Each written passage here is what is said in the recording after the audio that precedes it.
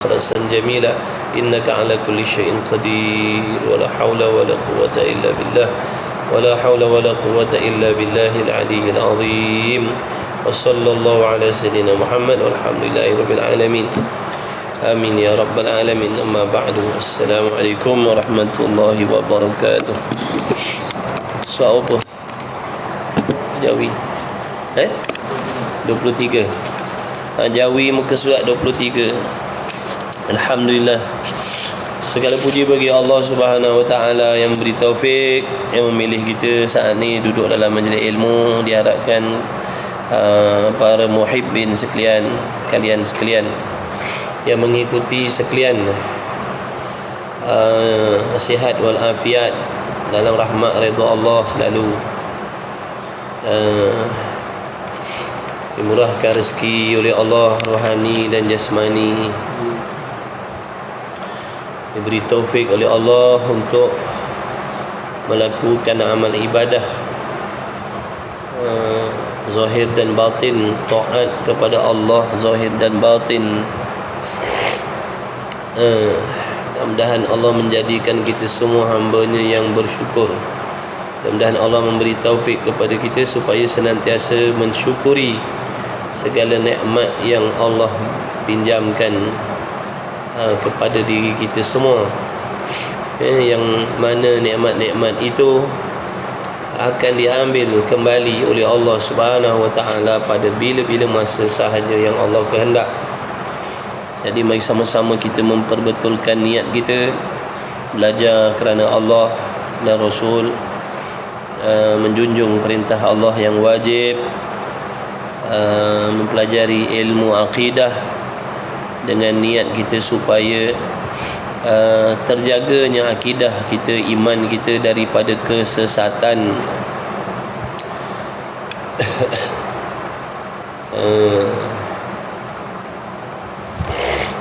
Mudah-mudahan Allah membukakan segala pintu ilmu yang bermanfaat untuk kita semua.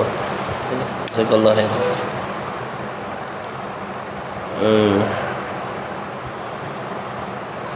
Baik, muka surat 23 Rumi Jawi. Yang ada kitab Rumi, sahabat-sahabat, kawan-kawan semua, kawan-kawan semua yang ikut kelas ni yang pakai kitab Rumi, saya tak pastilah muka surat berapa. Misbahul Munir, Misbahul Munir, kitab Risalah Al-Misbahul Munir. Baru nak masuk ke? Bermula dalil atas ada iradat. Peringkat kedua bawah tu kan? Bab iradat. Allahumma salli ala Sayyidina Muhammad. Bab iradat. Bab iradat kawan-kawan ni yang di kitab boleh tengok lah, bab iradat. Tapi dah separuh lah, bab iradat dah separuh. Baik, sebelum tu kita ulang balik secara ringkas. Suara clear tak sahabat? Suara clear tak? Suara clear tak? Muka surat 55. Okey, alhamdulillah, terima kasih kawan-kawan yang hadir, geng-geng yang hadir, terima kasih banyak. Barakallahu fikum. Moga Allah merahmati kalian semua. Mudah-mudahan kita semua dapat kelebihan yang Allah janjikan menjadi penuntut ilmu. Mudah-mudahan Allah mudahkan kita untuk masuk ke syurga Allah. Mudah-mudahan Allah selamatkan kita daripada dibakar oleh api neraka Jahannam. Mudah-mudahan Allah selamatkan kita. Mudah-mudahan Allah merdekakan kita, selamatkan kita, ahli keluarga kita, ibu bapa kita, kawan-kawan kita, kenalan kita, semuanya tak terkecuali. Muslimin, muslimat, mukminin, mukminat, semuanya mudah-mudahan Allah pelihara kita semuanya daripada dimasukkan ke dalam api neraka Jahannam Allah Ta'ala. Sebab itulah kita kena belajar, sebab tu kita kena mengaji, sebab Allah dah janji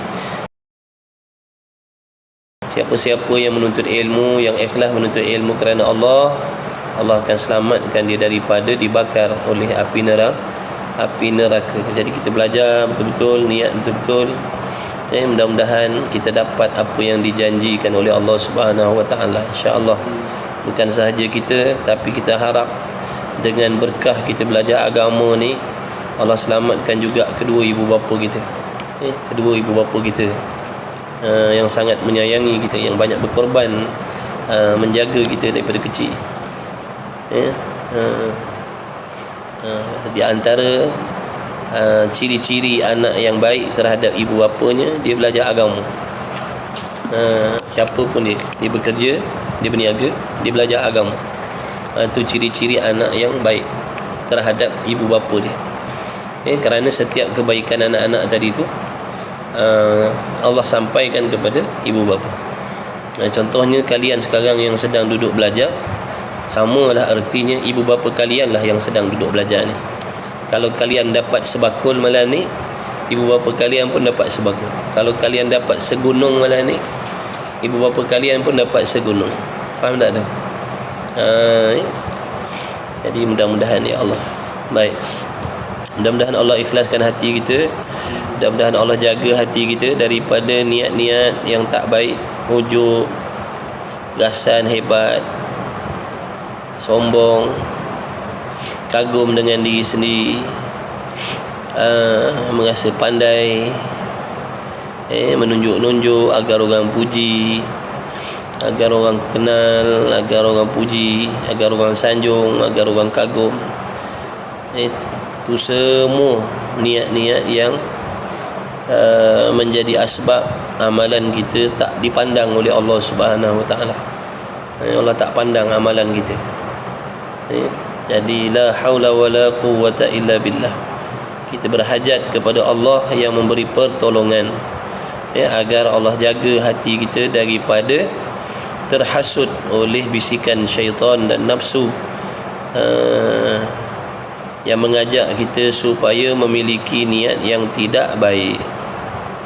La haula wala quwwata illa billah. Mudah-mudahan Allah pelihara hati kita. Kena ingat semua ni rahmat Allah, kena ingat ni semua nikmat Allah, kena ingat dalam hati ini semua pemberian Allah. Ini semua pemberian Allah. Kalau Allah tak kehendak, mustahil kita boleh duduk belajar sekarang. Kalau Allah tak kehendak, mustahil kita boleh duduk dalam majlis ilmu sekarang. Ini semua anugerah Allah, pertolongan Allah. Allah nak bagi kebaikan pada kita, Allah nak bagi kebajikan pada kita. Allah tolong kita melakukan ibadat. Kemudian Allah juga yang memberi balasan terhadap ibadat yang kita buat. Jadi banyak tawaran, banyak tawaran yang Allah beri kepada orang yang menuntut ilmu ni. Siapa pun dia, laki-laki, perempuan, tua, muda, kaya, miskin, tak peduli, asalkan dia belajar agama, belajar akhirat, belajar ilmu fardu ain, niatnya betul kerana Allah, nak menjunjung perintah Allah, nak memperbaiki amal dia, nak memperbetulkan amalan dia, maka dia berhak menerima apa yang Allah janjikan. Di antaranya apa? Allah ampunkan segala dosa yang dulu-dulu. Itu kelebihan orang belajar agama. Meskipun dia tak duduk pondok ni macam kawan-kawan kita ni, macam kawan-kawan kita ni, abang-abang kita, kakak-kakak kita yang duduk mengaji secara online ni kan, sama juga kelebihan tu dapat. Bukan untuk orang yang mengaji secara bertalaki ni, berdepan macam kalian ni. Yang mengaji secara online ni pun betul, pun sama, selagi niatnya betul. Selagi niatnya baik, selagi niatnya betul, nak belajar kerana Allah, nak menghilangkan kejahilan, nak beramal dengan ilmu, tidak ada penyakit hati, ujub, riak, takabur dan sebagainya, maka sekaliannya layak mendapat apa yang dijanjikan oleh Allah. Di antaranya apa tadi? Allah menghapuskan segala dosa-dosa yang lalu, dosa-dosa kecil yang lalu, yang dah kita buat berpuluh tahun. Dengan kita belajar agama, Allah padam semua. Allah padam semua. Kemudian Allah gantikan dengan kebajikan. Kemudian Allah naikkan darjatnya, pangkatnya di sisi Allah. Kalau dulu dia tak ada pangkat di sisi Allah, bila dia jadi pelajar agama, dia ada pangkat di sisi Allah. Dia berniaga tu berniaga lah, dia bekerja pejabat tu kerja pejabat lah, dia suri rumah tu suri rumah lah. Tapi di sisi Allah dia memiliki pangkat dan darjat yang tertentu dengan sebab apa? Kelebihan yang diperolehi daripada menjadi penuntut ilmu. Jadi rugilah kalau kita duduk atas dunia ni, kita tak nak ambil peluang yang Allah bagi. Allah tak mungkin janji. Allah tak macam manusia, menabur janji tapi tidak ditepatkan, tak ditepati. Allah dah mustahil Allah mungkir janji.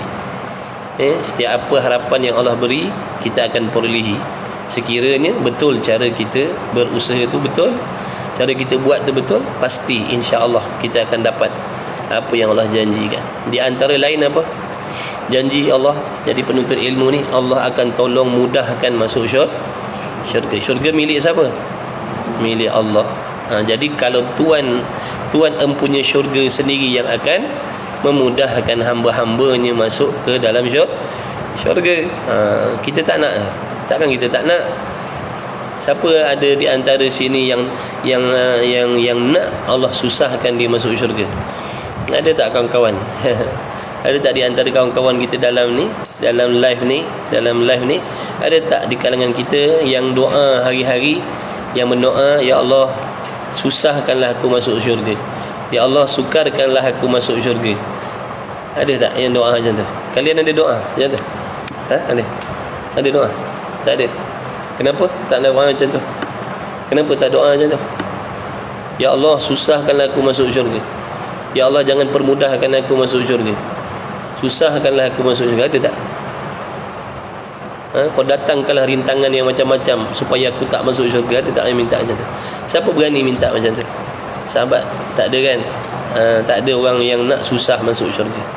Semua nak senang, nak cepat, tempat sedap, tempat seronok, takkan nak masuk lambat-lambat kan? Kalau kita pergi satu tempat berjalan, tempat tu dah viral, tempat tu seronok, tempat tu seronok lah, tempat tu bagus, tempat tu seronok, tempat tu selesa, ada macam-macam makan minum free, kita nak masuk cepat ke nak masuk lambat? Tentulah kita melompat kan, melompat daripada bas kita tu. Bas tak berhenti lagi, kita terjun ke tingkap dah, tak sabar nak masuk. Sebab kita tahu tempat sedap, tempat seronok. Ni syurga, nikmatnya tak terakal fikiran nak gambarkan, nak bayangkan dahsyatnya nikmat syurga. Takkan kita nak masuk lambat. Maka Allah nak tolong, Allah nak tolong mudahkan. Sebab ada nanti di hari kiamat, di kalangan orang Islam sendiri, di kalangan orang beriman sendiri, dia baru masuk syurga selepas daripada beratus-ratus tahun. Ada yang selepas beribu tahun baru sampai syurga. Makna perjalanan dia nak ke syurga tu disusahkan, disukarkan oleh Allah. Di kalangan orang Islam tu, di kalangan orang beriman tu, bukan orang kafir. Tiba-tiba Allah bagi tawaran, Allah akan tolong mudahkan jalan masuk syurga. Kita tak nak, memang kita sombong lah. Kalau kita tak nak, memanglah kita sangat-sangat sombong. Allah nak bagi, Allah nak tolong kita masuk syurga dengan mudah, kita tak nak. Tak cerdik lah. Betul? Jadi bagaimana caranya? Macam mana cara nak mendaftarkan diri di dalam kumpulan orang-orang yang Allah janji akan Allah mudahkan masuk syurga? Macam mana cara nak daftar? Jadikan diri kita penuntut ilmu agama yang ikhlas. Jadikan kita penuntut ilmu agama yang ikhlas. Maka masuklah dalam kumpulan tu, insya-Allah. Calonkan diri kita, betul tu sahabat. Calonkan diri kita jadi penuntut ilmu, betulkan niat, aku belajar kerana Allah, aku nak belajar fardu ain kerana Allah. Kalau sekarang ni kita belajar ilmu tauhid, ilmu akidah, dengan harapan Allah Ta'ala baiki akidah kita, betulkan akidah kita, betulkan iman kita. Belajar sungguh-sungguh. Nanti kita akan dapat kelebihan yang Allah janjikan. Tak ada seorang pun sanggup nak duduk lama di padang mahsyar tu. Azab terlalu sangat dahsyat. Ni jadi kita nak mudah-mudahan kita semua ni Allah mudahkan. Mudahkan masuk syurga. Tak nak diazab oleh Allah tu lama-lama. Di padang mahsyar tu tak ada yang sanggup. Mudah-mudahan kita, anak bini kita, kawan-kawan kita, kenalan-kenalan kita, ibu bapa kita khususnya, guru-guru kita, semuanya Allah mudahkan. Jadi mari pakat-pakat kita mengaji, mari pakat-pakat kita belajar agama kerana Allah, supaya kita semuanya nanti dipermudahkan oleh Allah masuk ke syurga Allah dan diselamatkan daripada azab neraka Allah. Amin ya Rabb, amin ya Rabbal alamin. Baik, Allahumma salli ala sayyidina Muhammad. Yang ke-8, sifat iradat. Ini ulangan secara ringkas. Tadi kuliah tengah hari tadi pun kitab Faridatul Faraid dalam bab iradat ni juga. Malam ni kitab Misbahul Munir pun dalam bab iradat juga. Sebab tu saya ajak kawan-kawan mari ikut kelas. Mari ikut kelas saya. Bukan sebab saya pandai. Sebab saya selalu baca kitab tauhid ni. Banyak saya baca kitab tauhid. Taruh cadang nak tolong, nak bantu kawan-kawan saya, kenalan-kenalan yang sama macam saya lah, yang baru nak belajar tauhid, yang tak pernah belajar, yang tak berapa nak faham. Saya cubalah kongsikan sekadar yang diizinkan oleh Allah Subhanahu wa ta'ala. Mudah-mudahan menjadi asbab kalian nampak jalan nak mengaji tauhid. Selepas daripada tu boleh carilah guru yang betul-betul alim bab tauhid, boleh mengaji. Saya tak pandai. Boleh sikit-sikit sajalah. Boleh sikit-sikit. Jadi boleh kata setiap minggu ada baca, setiap hari ada baca kitab tauhid. Boleh seminggu boleh jadi 4 kali 5 kali ada baca kitab tauhid. Cuba kita bayangkan kalau dalam masa setahun, takkan tak pandai. Dalam masa setahun takkan tak pandai. Pada adatnya insya-Allah akan nampak jalan. Tak banyak sikit akan nampak jalan. Dah seminggu 4 kali 5 kali ngaji tauhid, takkan tak nampak jalan. Jadi yang tak nak mengaji tak apalah. Yang nak mengaji silakanlah, fal yatafaddalu, dipersilakan. Kecil tapak tangan, seluas rahmat Allah. Saya tadahkan. Mudah-mudahan semua mendapat berkah. Baik, jadi iradat adalah sifat yang wajib pada Allah, wajib bagi Allah. Apa maksud wajib bagi Allah? Sifat yang mesti ada. Wajib tu maknanya mesti ada pada Allah. Mesti ada pada Allah. Maka kita mesti i'tikad, wajib i'tikad. Mesti kita i'tikad. Siapa pun kita, orang baik ke orang tak baik ke, wajib kita membenarkan sesungguhnya aku beryakin, aku percaya dalam hati, aku yakin, aku percaya sungguh-sungguh Allah Ta'ala itu ada sifat iradat. Allah tu ada sifat iradat. Allah ada sifat berkehendak. Allah ada sifat penentu. Tu iradat makna berkehendak, penentu. Kemudian sifat iradat Allah ni qadim, sedia kala lagi dah ada pada zat Allah. Tidak sama seperti iradat kita makhluk ni. Kehendak kita ni bersifat baharu. Kehendak kita ni bersifat baharu. Kehendak Allah qadim. Kehendak kita baharu. Mesti boleh beza. Mesti. Wajib boleh bezakan. Wajib boleh bezakan. Siapa pun dia mesti boleh membezakan di antara sifat Tuhan dengan sifat makhluk. Mesti. Mesti. Walaupun dia seorang raja, dia mesti boleh membezakan yang mana sifat Tuhan dia dan yang mana sifat makhluk. Mesti. Dia semiskin apa pun atas dunia ni, semiskin apa pun atas dunia ni, dia wajib boleh membezakan di antara sifat Tuhan dengan sifat makhluk, supaya dia tidak terkeliru dan terjatuh ke dalam menyamakan Allah dengan sesuatu. Jadi sifat iradat Allah sedia kala lagi Makna sedia kala apa? Tidak ada permulaan bagi adanya. Tak ada mula, tak ada permulaan. Sifat iradat Allah tu tak ada permulaan, sedia ada dah, dan kekal ada selama-lamanya, tidak berkesudahan. Adapun sifat iradat kita makhluk ni baharu. Apa maksud baharu? Ada permulaan. Dulunya tak ada, kemudian baru Allah jadikan. Dulu tak ada, kemudian baru Allah ciptakan. Tu mana baharu. Apa erti baharu? Sesuatu yang ada tulis. Kalau yang belum belajar, yang belum tahu, yang belum pernah dengar, kalau dengar tu cepat-cepat ambil. Benda penting-penting tu. Kita nak ngaji tauhid mesti kena faham istilah-istilah tu. Baharu maknanya sesuatu yang apa? Ada permulaan. Lawannya qadim, sedia kala. Apa maksud sedia kala? Sesuatu yang tidak ada permulaan. Kemudian apa lagi beza di antara sifat kehendak Allah dengan sifat kehendak kita?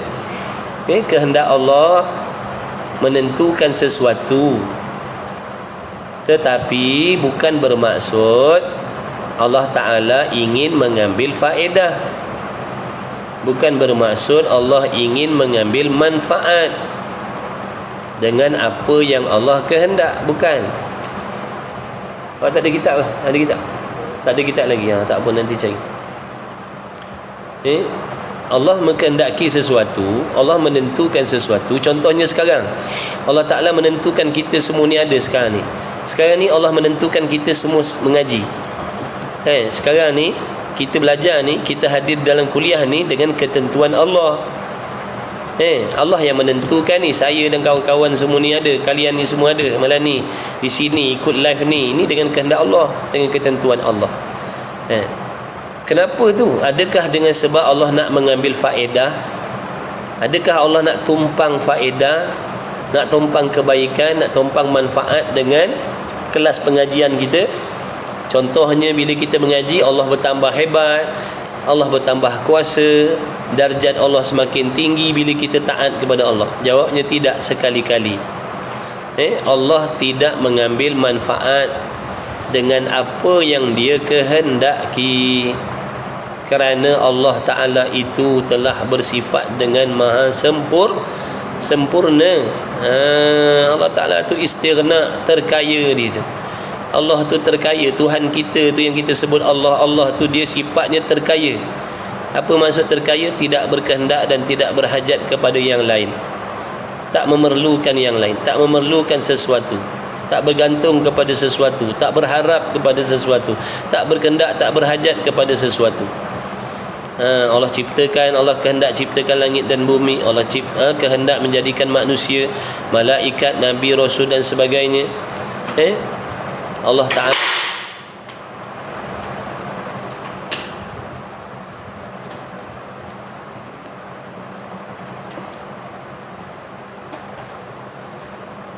Ta'ala kehendak memerintahkan sesuatu hukum itu wajib ataupun haram ataupun sunat ataupun makruh, bukan bermaksud Allah menumpang faedah. Faham? Bahkan faedahnya untuk kita makhluk, bahkan faedahnya untuk kita hamba, bukan untuk Allah. Baik. Kemudian ingat tu, apa sahaja ini i'tiqad ni, jaga baik-baik. Wajib i'tiqad dalam hati. Apa sahaja yang berlaku, apa sahaja yang jadi, baik ataupun buruk, ketaatan atau kemaksiatan, yang nyata ataupun yang gaib, zahir ataupun batin, yang dah lepas ataupun yang sedang berlaku ataupun yang lagi akan berlaku, buruk baik, semuanya itu berlaku dengan ketentuan Allah. Semuanya. Faham ke tidak? Bukan yang bersangkut paut dengan manusia saja, sama semua. Binatang, tumbuhan, batu, kayu, debu, unggas, tumbuhan-tumbuhan, apa sahaja yang berlaku. Apa sahaja yang berlaku.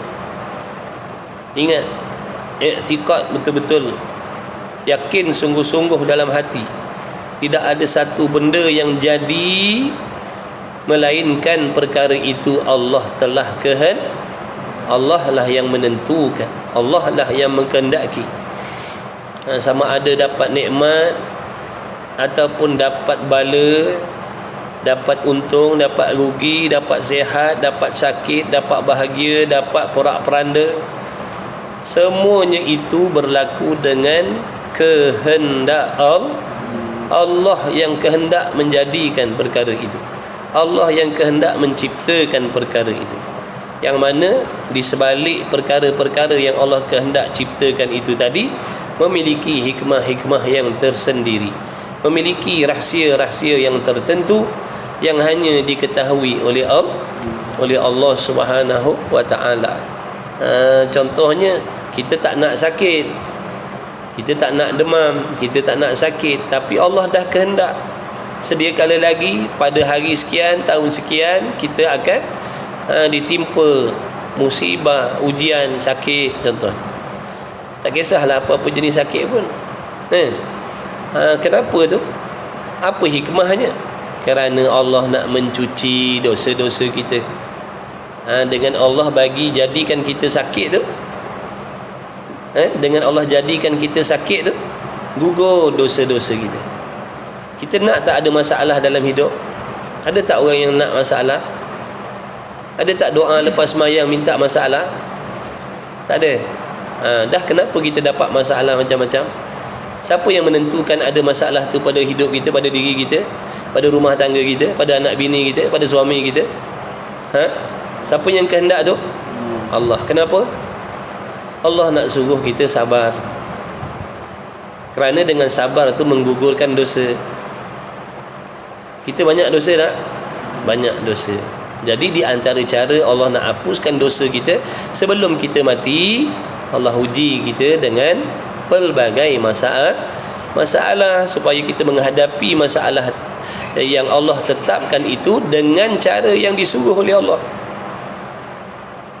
Bagaimana cara yang Allah suruh menghadapi masalah? Sabar, jangan merungut, bersangka baik dengan Allah, yakin ada kebaikan di sebaliknya. Faham tak? Itu cara menghadapi masalah yang Allah tetapkan. Bukan masalah tu jadi dengan sendiri tanpa Allah kehendak. Kita nak tak suami kita bermasalah? Kita nak tak? Kalau isteri lah, dia nak tak memiliki suami yang bermasalah? Tak nak. Tapi dia dapat. Sebab apa? Allah dah Kenapa Allah kehendak begitu atas diri dia? Supaya dia dapat kelebihan dengan kesabaran dia, dengan sifat pemaaf dia, dengan sikap dia suka memberi nasihat, dengan sikap dia bersangka baik dengan Allah. Dia yakin apa yang Allah beri itulah yang terbaik untuk diri dia. Itu yang menjadikan asbab dia menjadi kekasih Allah.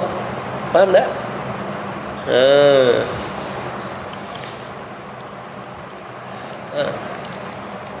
Ada orang Allah kehendak suaminya bermasalah, ada orang Allah kehendak isterinya bermasalah, ada orang yang Allah kehendak anak-anaknya bermasalah, kadang-kadang jiran tetangganya bermasalah, kadang-kadang kawan-kawannya bermasalah. Semua itu berlaku dengan kehendak Allah.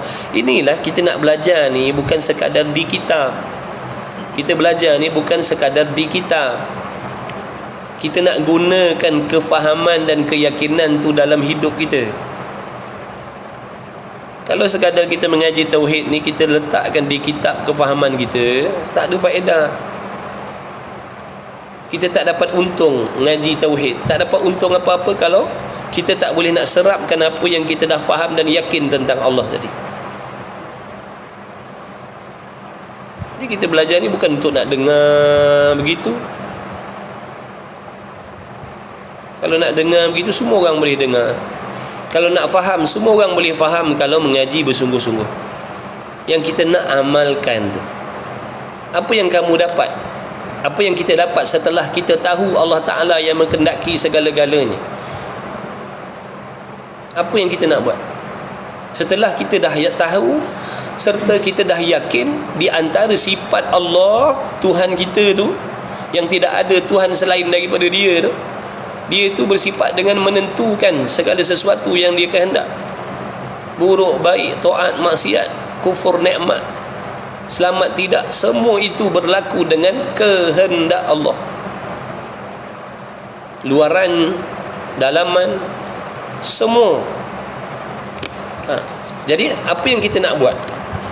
Bagaimana tindakan kita sepatutnya sebagai orang yang beriman, sebagai seorang yang mengaku beriman dengan Allah, sebagai seorang yang mendakwa aku orang yang beriman? Apa maksud aku yang orang beriman?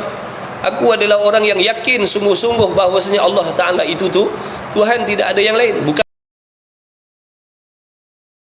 sekadar tu. Orang yang mengaku Allah Ta'ala itu Tuhan adalah orang yang mengakui bahawasanya apa saja yang berlaku itu adalah dengan kehendak Allah. Kerana sifat iradat ini adalah di antara sifat yang maksudnya tersirat di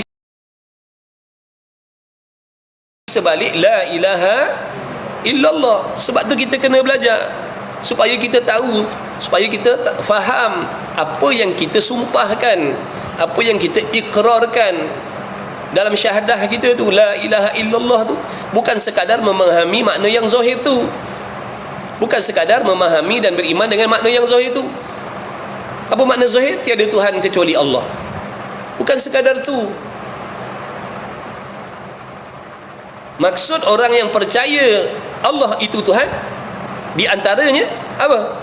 Dia percaya Allah lah yang menentukan segala galanya. Sebab tu barang siapa yang tak percaya Allah Ta'ala memiliki kehendak, barang siapa yang tak percaya berlakunya sesuatu perkara itu dengan bukan dengan kehendak Allah, dia tidak beriman dengan Allah. Terbatal syahadah dia, terbatal ikrar dia, sumpah dia itu terbatal. Dia tak percaya Allah yang menentukan keburukan, dia tak percaya Allah yang menentukan bala, dia tak percaya Allah yang menentukan masalah-masalah yang ada dalam hidup dia, dia tak percaya. Maka terbatallah la ilaha illallah dia itu, terbatal. Boleh faham? Jadi kita bukan nak mengaji seronok-seronok, kan, nak mengaji suka-suka, supaya kita boleh ambil faedah daripada apa yang kita belajar. Nak beriman dengan qada dan qadar, nak menjadi orang yang sabar dan redha dengan takdir Allah, rukunnya mesti mengenal Tuhan terlebih dahulu. Mesti kenal Tuhan. Siapa Tuhan yang menentukan tu? Siapa Tuhan yang menentukan qada dan qadar tu? Bila dia dah tahu, bila dia dah kenal, bila dia dah takut, bila dia dah malu sebab dah kenal Allah, barulah dia akan jadi hamba yang senantiasa berlapang dada menerima apa yang Allah aturkan dalam hidup dia. Faham tak? Barulah tidak ada sangkaan-sangkaan jahat terhadap Allah. Sebab tu kenal Tuhan ni wajib. Awaluddin ma'rifatullah. Seawal-awal agama, makna benda yang paling penting dalam urusan agama ni ialah mengenal Allah terlebih dahulu.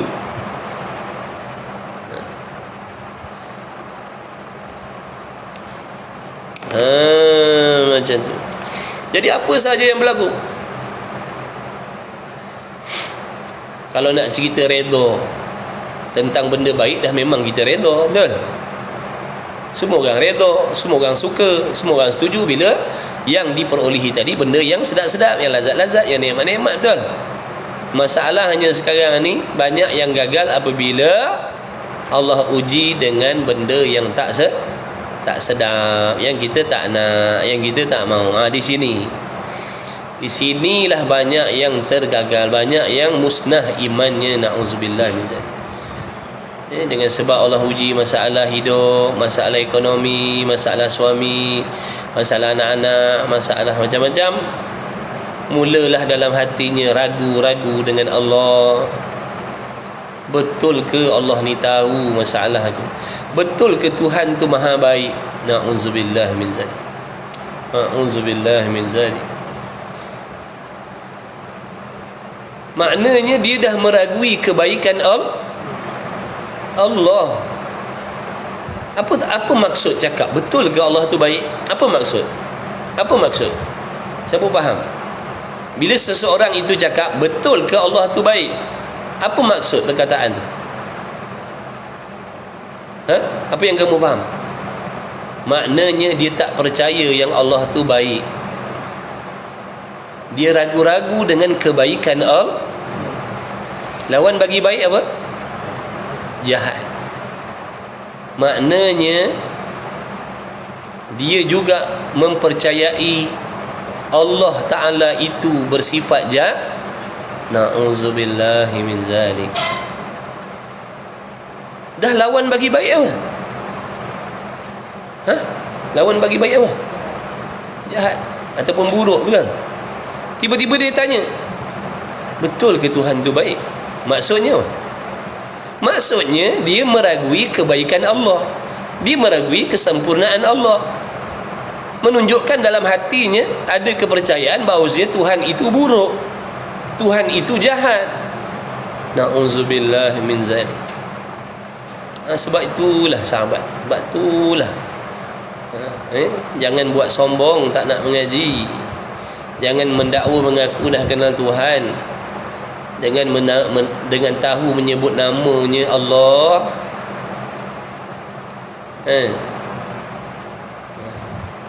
Na'udzubillah. Allahumma salli ala sayyidina Muhammad.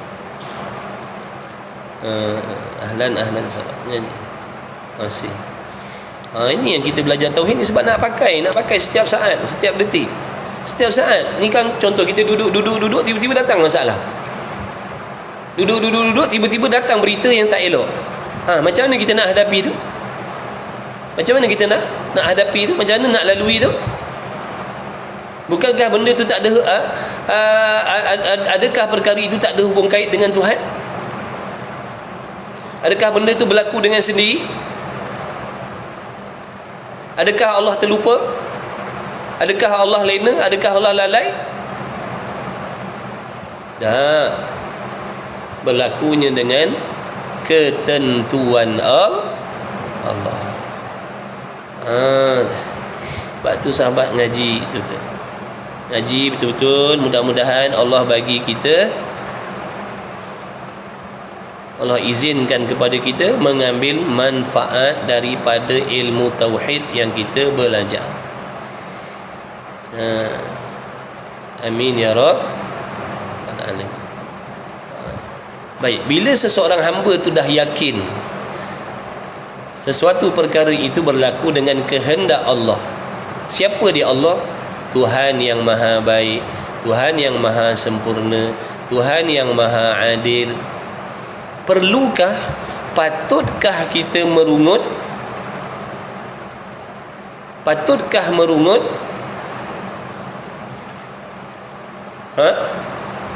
Patutkah kita mengeluarkan perkataan aku tak boleh terima benda ni,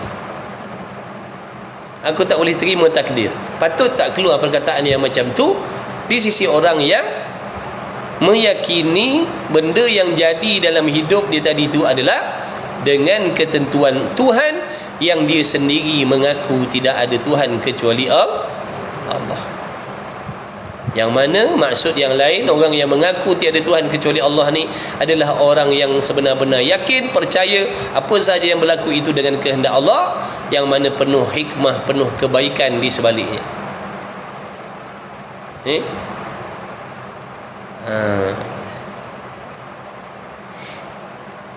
Dah bila dah tahu benda tu datang daripada Tuhan, kenalah redha. Redha lah. Redha apa maksud redha? Setuju. Redha tu makna terima dengan berlapang dada. Sebab apa kena terima? Sebab yang mengaturkan perkara itu dalam hidup kita adalah Tuhan yang maha mengetahui tentang segala-gala perkara. Tuhan yang kita sendiri yakin dialah yang terlebih mengetahui apa yang memberi kebaikan kepada diri kita. Betul tak? Jadi tak sepatutnya lah kita nak kata aku tak terima takdir, aku tak boleh nak terima takdir. Baik, kalau seandainya Allah tanya kita, nanti kita nak jawab macam mana? Kalau nanti Allah tanya kita, dulu di dunia kau pernah mengatakan kau tak terima takdir, apa kita nak bagi? Alasan apa? Jawapan apa kita nak bagi dengan Allah? Kita nak bagi alasan apa? Nak jawab macam mana depan Allah besok? Dulu atas dunia, sebab malaikat mencatat kan? Betul tak? Malaikat tulis tak apa yang keluar daripada lidah kita? Jadi nanti malaikat keluarkan balik. Ini di antara perkataan yang kita sebut atas dunia dulu. Kita kata apa? Aku tak boleh terima takdir. Aku tak boleh terima takdir. Baik, contohnya sekarang Allah nak tanya, Allah nak hisap. Kenapa? Kenapa? Kita nak jawab apa? Bagilah jawapan. Cuba bagi jawapan. Cuba bagi jawapan. Kawan-kawan, ni 97 orang ni. Waalaikumsalam warahmatullahi. Cuba bagi jawapan. Seandainya nanti di hari kiamat Allah Ta'ala bertanya kepada kita, kenapa dulu di atas dunia kau pernah mengatakan maksudnya kau tak boleh terima takdir? Apa jawapan kita? Setiap orang yang cakap macam tu mesti ada alasan dia. Betul tak? Mesti ada alasan. Mesti ada alasan. Dia kata aku tak boleh terima takdir, maksudnya aku tak boleh terima ketentuan Allah. Baik, apa alasan? Apa hujah kita? Apa alasan kita? Tak, jawapan dia apa? Jawapan memang tu melawan kehendak Allah, tapi nanti Allah tanya apa alasan. Kita nak jawab macam mana? Baik kita muhasabah sekarang daripada besok kena tanya tak boleh jawab. Orang yang bercakap macam tu seolah-olah dia yakin dia boleh jawab depan Allah besok. Jadi kita nak tahu juga apa jawapan dia. Apa jawapan bagi orang-orang yang selalu berkata aku tak boleh terima takdir Tuhan? Cuba kawan-kawan, ni ada 100 orang, takkan tak ada jawapan satu pun.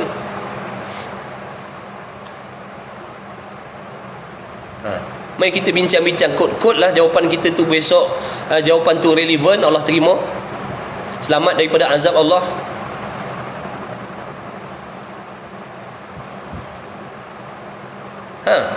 Besok Allah tanya, dulu di dunia kau pernah kata kau tak boleh terima takdir yang aku aturkan. Apa alasan? Kenapa? Kita nak jawab. Contoh sekarang kalau Allah tanya, Abu nak jawab apa?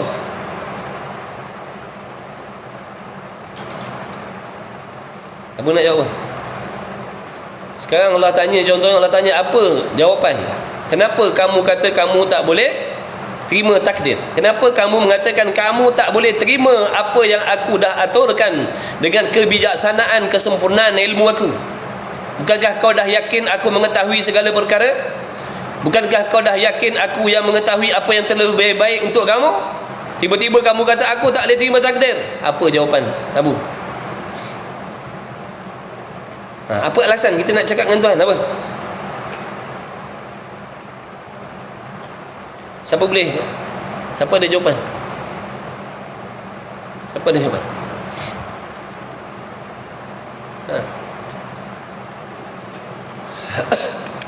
Tak ada jawapan lagi. Tak ada, saya tak dapat jawapan lagi. Terkunci lidah tak terkunci lidah tak boleh nak jawab. Ini baru di dunia. Ini baru dunia. Duduk bawah kipas angin, duduk depan kita, sebelah kita ada air minum, duduk dengan pakaian cantik, duduk dalam keadaan suasana yang sejuk, yang aman, damai. Nanti di padang mahsyar, tempat yang sangat dahsyat, kucar kacirnya, yang sangat menakutkan, yang sangat menggerunkan. Tidak ada kesenangan di situ, tidak ada makan minum, tak ada pakaian di situ. Waktu tu Allah tanya, besok kita nak jawab macam mana? Kalau di sini pun dah terkunci lidah kita, tak tahu nak bagi jawapan apa. Tahu tak yang jawab macam tu siapa?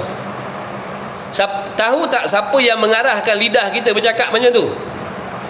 Itulah dia nafsu dan syaitan. Sebab sifat nafsu dan syaitan ni sombong dengan Allah.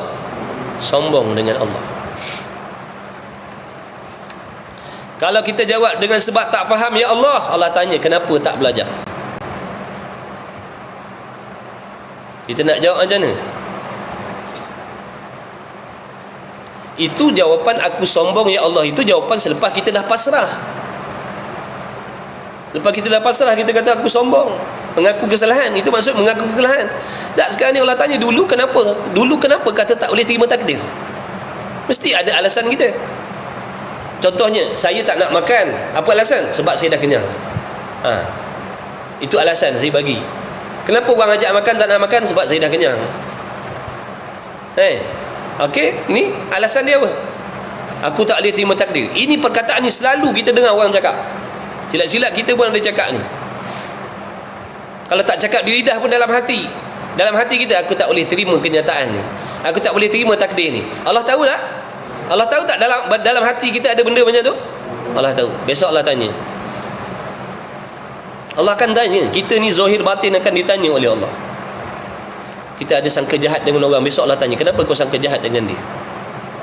Kita ada dendam dengan orang, besok Allah tanya, kenapa kau dendam dengan dia? Kita ada dengki dengan orang, sebab besok Allah tanya, kenapa kau dengki dengan nikmat yang aku bagi? Semuanya kan, thumma la tus'aluna yawma idzin 'anil na'im. Semua nikmat Allah akan tanya. Ini satu je ni, bukan tanya tentang mata, tentang telinga, tentang apa lagi. Tanya tentang tu je. Padahal kat mulut kita ni macam-macam perkataan yang kita dah cakap. Ni di antara perkataan yang kita cakap, aku tak boleh terima takdir. Tiba-tiba Allah tanya, kenapa? Kita nak jawab apa?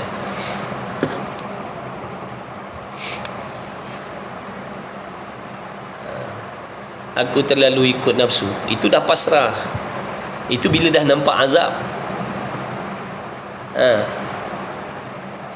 Takkan kita jawab macam ni? Takkan kita nak jawab macam ni? Contohlah, berlaku musibah, kita kata aku tak boleh terima takdir lah. Lalu kawan kita tanya, kenapa kau tak boleh terima takdir? Sebab aku ikut nafsu. Nak jawab macam tu kan? Nak jawab macam tu? Sebab aku ikut nafsu lah ni, sebab tu aku cakap macam tu. Macam tu kan? Nampak tak? Itulah dia ni. Nampak tak? Sebab apa? Tak kenal Tuhan. Sebab tak takut dengan tak takut dengan Tuhan. Tak kenal Tuhan, maka tak takut dengan Tuhan. Tak kenal Tuhan, maka tak malu dengan Tuhan lah. Jadi kita merasakan konon-konon kita lebih tepat daripada Allah. Pilihan kita lebih tepat daripada pilihan Allah. Rancangan kita lebih tepat daripada rancangan Allah. Kebijaksanaan kita lebih hebat daripada Allah. Seolah-olah kita lebih tahu daripada Allah. Tapi lidahnya mengaku la ilaha illallah. Bohong tak? Bohong. Kita bohong. Orang yang mengucap la ilaha illallah adalah orang yang hatinya senantiasa yakin dan menerima segala qada dan qadar Allah. Tiba-tiba kita la ilaha illallah, aku tak boleh terima takdir. Namanya bohong. Kita bohong, kita banyak bohong Allah, kita banyak bohong Tuhan. Kita banyak bohong Allah. Kita jenis cakap tak serupa bikin. Kita ni jenis manusia yang cakap tak serupa bikin. Kita kata kita kasih kepada Allah, lidah kita cakap, aku kasih kepadamu ya Allah, aku kasih kepadamu ya Allah. Apa tanda kasih kepada Allah? Kalau betul-betul kasih kepada Allah, akan senantiasa terima apa yang Allah beri. Itulah tanda kasih. Itulah lambang kasih. Itulah lambang cinta. Terima apa yang kekasih dia bagi. Bunga tai ayam pun dia terima, sebab yang bagi tu tadi siapa? Kekasih. Tak apa, bunga tai ayam pun bunga tai ayam lah, aku terima dengan rela hati, aku terima dengan seronok, sebab yang memberi ni kekasih. Tapi kalau yang memberi itu musuh, jangan kata bunga tai ayam, dia bagi kita makanan pun kita akan sangka jahat pada dia. Nampak tak? Kalau yang memberi kita tu musuh kita, dia bagi benda baik pun kita kata jahat, dia bagi benda baik pun kita takkan terima. Sebab apa? Kita kata ni musuh aku, barangkali dalam makanan ni ada racun, barangkali dia nak meracun aku, padahal yang dibawa tadi makanan yang baik. Itu apabila yang memberi itu tadi musuh. Tapi kalau yang memberi itu kekasih, dia bagi bunga tai ayam pun kita terima. Ya Allah, seronoknya lah, bahagianya lah ya Allah. Sebab apa? Yang memberi ni tadi kekasih, padahal busuk bunga dia. Begitulah juga orang yang betul-betul mendakwa Allah tu kekasih dia. Dia akan seronok menerima apa sahaja yang Allah aturkan pada diri dia, walaupun perkara itu menyakitkan diri dia. walaupun perkara itu menyakitkan diri dia. Sebab apa dia jadi seronok? Sebab dengan kesakitan tu mendekatkan hatinya kepada Allah. Dengan sebab itulah di sisi ahlillah, di sisi wali-waliullah, di sisi kekasih-kekasih Allah, apabila mereka diberi kesakitan, diberi kesusahan, diberi kepayahan, itulah hari perayaan mereka. Itulah hari perayaan mereka. Kerana apa? Dengan asbab kesusahan, kesakitan, ataupun dia menerima benda yang bercanggah dengan keinginan hawa nafsu itu sampai kepada dia, menyebabkan dia jadi susah. Dengan sebab susah tu hatinya dekat dengan Allah. Dekat dengan Allah. Sebab dia tak ada dah tujuan dia hidup tu kecuali nak mencari Allah. Kecuali dia nak mencari Allah. Jadi apa-apa benda yang menjadi asbab dia hatinya dekat dengan Allah, itulah yang menyeronokkan dia. Tapi tak pada kita. Tidak pada kita. Kita orang awam ni tak. Sifat tu tak ada pada kita. Sifat tu tak ada pada kita. Tapi nak cerita, itulah dia akhlak hati para kekasih Allah. Itulah dia akhlak dan adab hati kekasih Allah. Makin berat ujiannya, makin dekat hatinya dengan Allah. Dia makin seronok sebab dia yakin dia mendapat perhatian yang khusus daripada Allah. Berbeza dengan dia mendapat kesenangan, berbeza dengan dia mendapat benda yang dia inginkan, yang mana menjadi asbab hatinya mula renggang dengan Allah. Sebab tu tak pelik ada di kalangan kekasih Allah yang berdoa, ya Allah, kau jadikanlah aku hamba yang fakir miskin, ya Allah. Itu maqam dia lain, martabat dia lah lain. Ya Allah, kau jadikanlah aku hamba yang fakir miskin, ya Allah. Pelik tak doa dia? Pelik tak? Pernah tak kalian selama ni sembahyang berjamaah dengan tu imam baca doa macam tu? Biasa kita baca apa? Ya Allah, murahkan rezeki, luaskan rezeki, beri kekayaan. Pernah tak dengar doa tu imam baca, ya Allah, jadikanlah kami ni semua orang fakir miskin? Ada? Memang kena buang lah imam tu jawab. Tak ada sahabat ni nak cerita. Tu orang yang makrifatullah, orang yang mengenal Allah betul-betul, macam itulah hati. Sebab tak ada yang dia cari atas dunia ni melainkan Allah. Jadi apa-apa sahaja benda yang menjadi asbab hatinya kuat, lekat, dekat dengan Allah, itulah yang menggembirakan mereka, walaupun pada zahirnya nampak menyakitkan. Sebab dia yakin benda tu jadi dengan kehendak Allah. Mustahil benda ni berlaku tanpa Tuhan kehendak. Mustahil. Takkan ada, walau kewujudan sebesar zarah pun, kewujudan sebutir pasir pun, mustahil akan ada sebutir pasir, seekor kuman tanpa Tuhan kehendak. Mustahil. Takkan jadi. Itu bukan akidah kita. Akidah kita ahli sunnah wal jamaah, apa saja yang berlaku yang jadi buruk baik, seronok tidak, adalah dengan kehendak Tuhan yang maha mengetahui, kehendak Tuhan yang maha mengasihi, kehendak Tuhan yang maha adil, yang maha suci dari zalim, yang maha suci daripada sifat jahat. Ini yang kita nak kena pegang betul-betul dalam hati ni. Ni nak ngaji tauhid ni, nak mantapkan akidah kita. Jangan di lidah saja kita sebut la ilaha illallah, la ilaha illallah, tapi dalam hati kita tak boleh nak terima apa yang Allah aturkan. Seolah-olah masih ada kekurangan pada Allah. Betul ke tidak? Betul ke tidak? Allah ada kekurangan ke tidak? Dah. Maha suci Allah dari kekurangan. Maka bila dah keyakinan kita begitu, kena redha dengan apa yang Allah aturkan dalam hidup kita. Kena redha, lapang dada. Ya Allah, sesungguhnya kau lebih mengetahui, ya Allah. Sesungguhnya aku jahil, aku tak tahu, ya Allah. Jadi payah nak jadi hamba yang macam tu. Sebab tu sifat hati, tu sifat terpuji dalam sebab tu payah nak dapat, kecuali orang yang betul-betul, orang yang betul-betul akan dapat hati yang macam tu. Bahkan nak membaiki hati ni bukan mudah. Payah. Bukan senang nak dapat sifat tu. Bukan senang tu. Sifat terpuji tu. Dapat benda tak sedap tapi seronok. Payah. Kalau dapat benda sedap seronok itu biasa.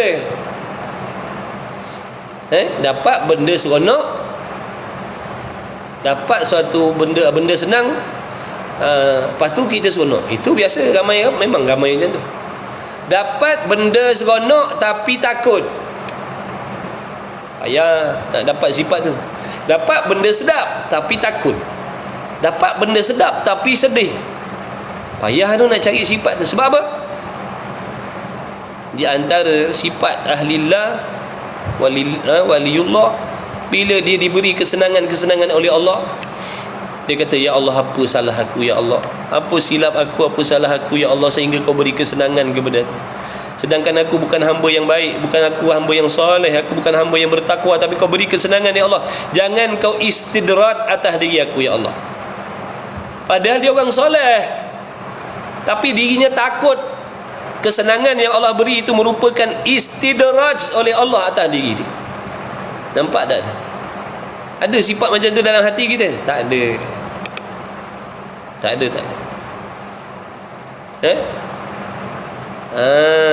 Bila dapat kesusahan,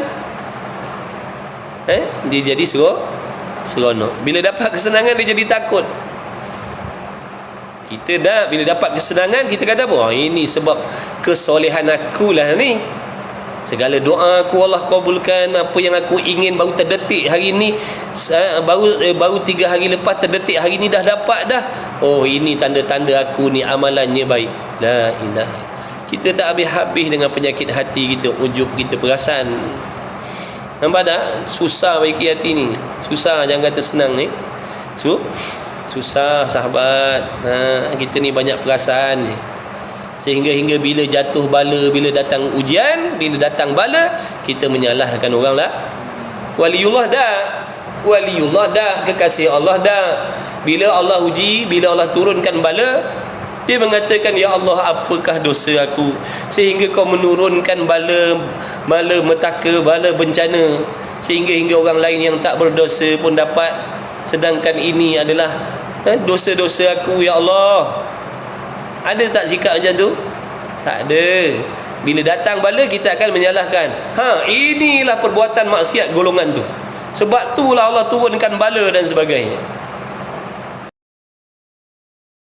Maknanya apa? Kita memandang diri kita tidak ada kesalahan. Payah nak memiliki hati yang baik tu. Tapi tak mustahil. Payah tapi tak mustahil. Orang yang bersungguh-sungguh, satu masa Allah akan tolong.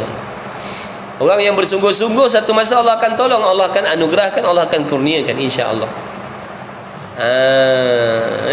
Tapi syaratnya bersungguh-sungguh. Bila dikenal Allah, daripada kenal tu dia jadi takut dengan Allah, dia jadi malu dengan Allah, dia jadi gerun dengan Allah, akan adalah sifat-sifat tu dalam hati dia, insya-Allah. Kerana mengenal Allah Ta'ala itu ibaratnya pokok yang mengeluarkan buah apa? Takwa, takut kepada Allah akan terbit. Malu dengan Allah akan terbit. Kasih dengan Allah akan terbit dalam hatinya setelah dia betul-betul memahami, mengenal dan meyakini siapa Allah. Kalau sekadar dengar ataupun mengetahui Allah itu adalah nama bagi Tuhan, Tuhan itu bernama Allah, tidak ada yang lain, itu tak ada apa-apa. Tak ada apa-apa pun. Setakat tu orang munafik pun boleh kafir munafik pun baca macam tu. Tiada Tuhan kecuali Allah, kata orang kafir munafik, padahal dia tak beriman pun. Tu kita belajar ni, harap-harap mudah-mudahan Allah menjadikan kita orang yang ma'rifatullah, orang yang mengenal Allah. Macam tadi itulah. Jadi makna faedah daripada ilmu ni, bila kita dah belajar, dah tahu, dah reti, dah faham, dah yakin, mudah-mudahan dalam hati kita ada rasa gerun dengan Allah. Gerun nak buat dosa, takut nak buat dosa, malu nak buat dosa. Tak berani nak komplain. Kalau Allah bagi sedikit rezeki, tak berani nak komplain, tertutup hatinya. Tapi orang yang tak kenal Tuhan, apa ya Allah, sikit je kau bagi hari ni, sikit je rezeki aku, la ilaha illallah. Namanya tak malu, tak ada lagi sifat malu dengan Allah tu, tak ada lagi. Ni faedah ilmu ni, banyak faedah, besar faedah ilmu tauhid ni.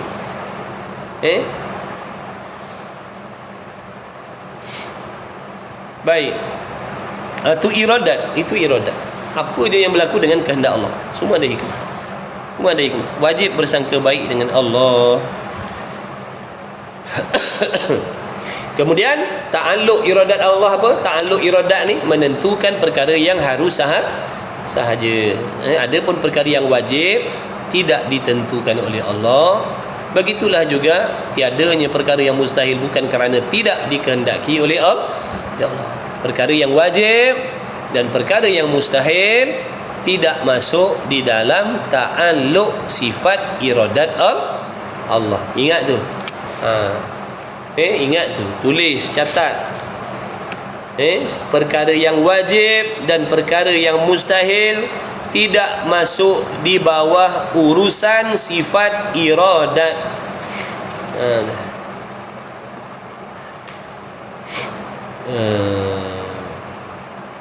Habis bermula dalil atas ada iradat di zat Allah Ta'ala. Mana dalilnya? Mana dalil, mana bukti yang menunjukkan Allah Ta'ala itu wajib, yakni mesti bersifat dengan iradat? Mana buktinya, mana dalilnya? Ni dalilnya.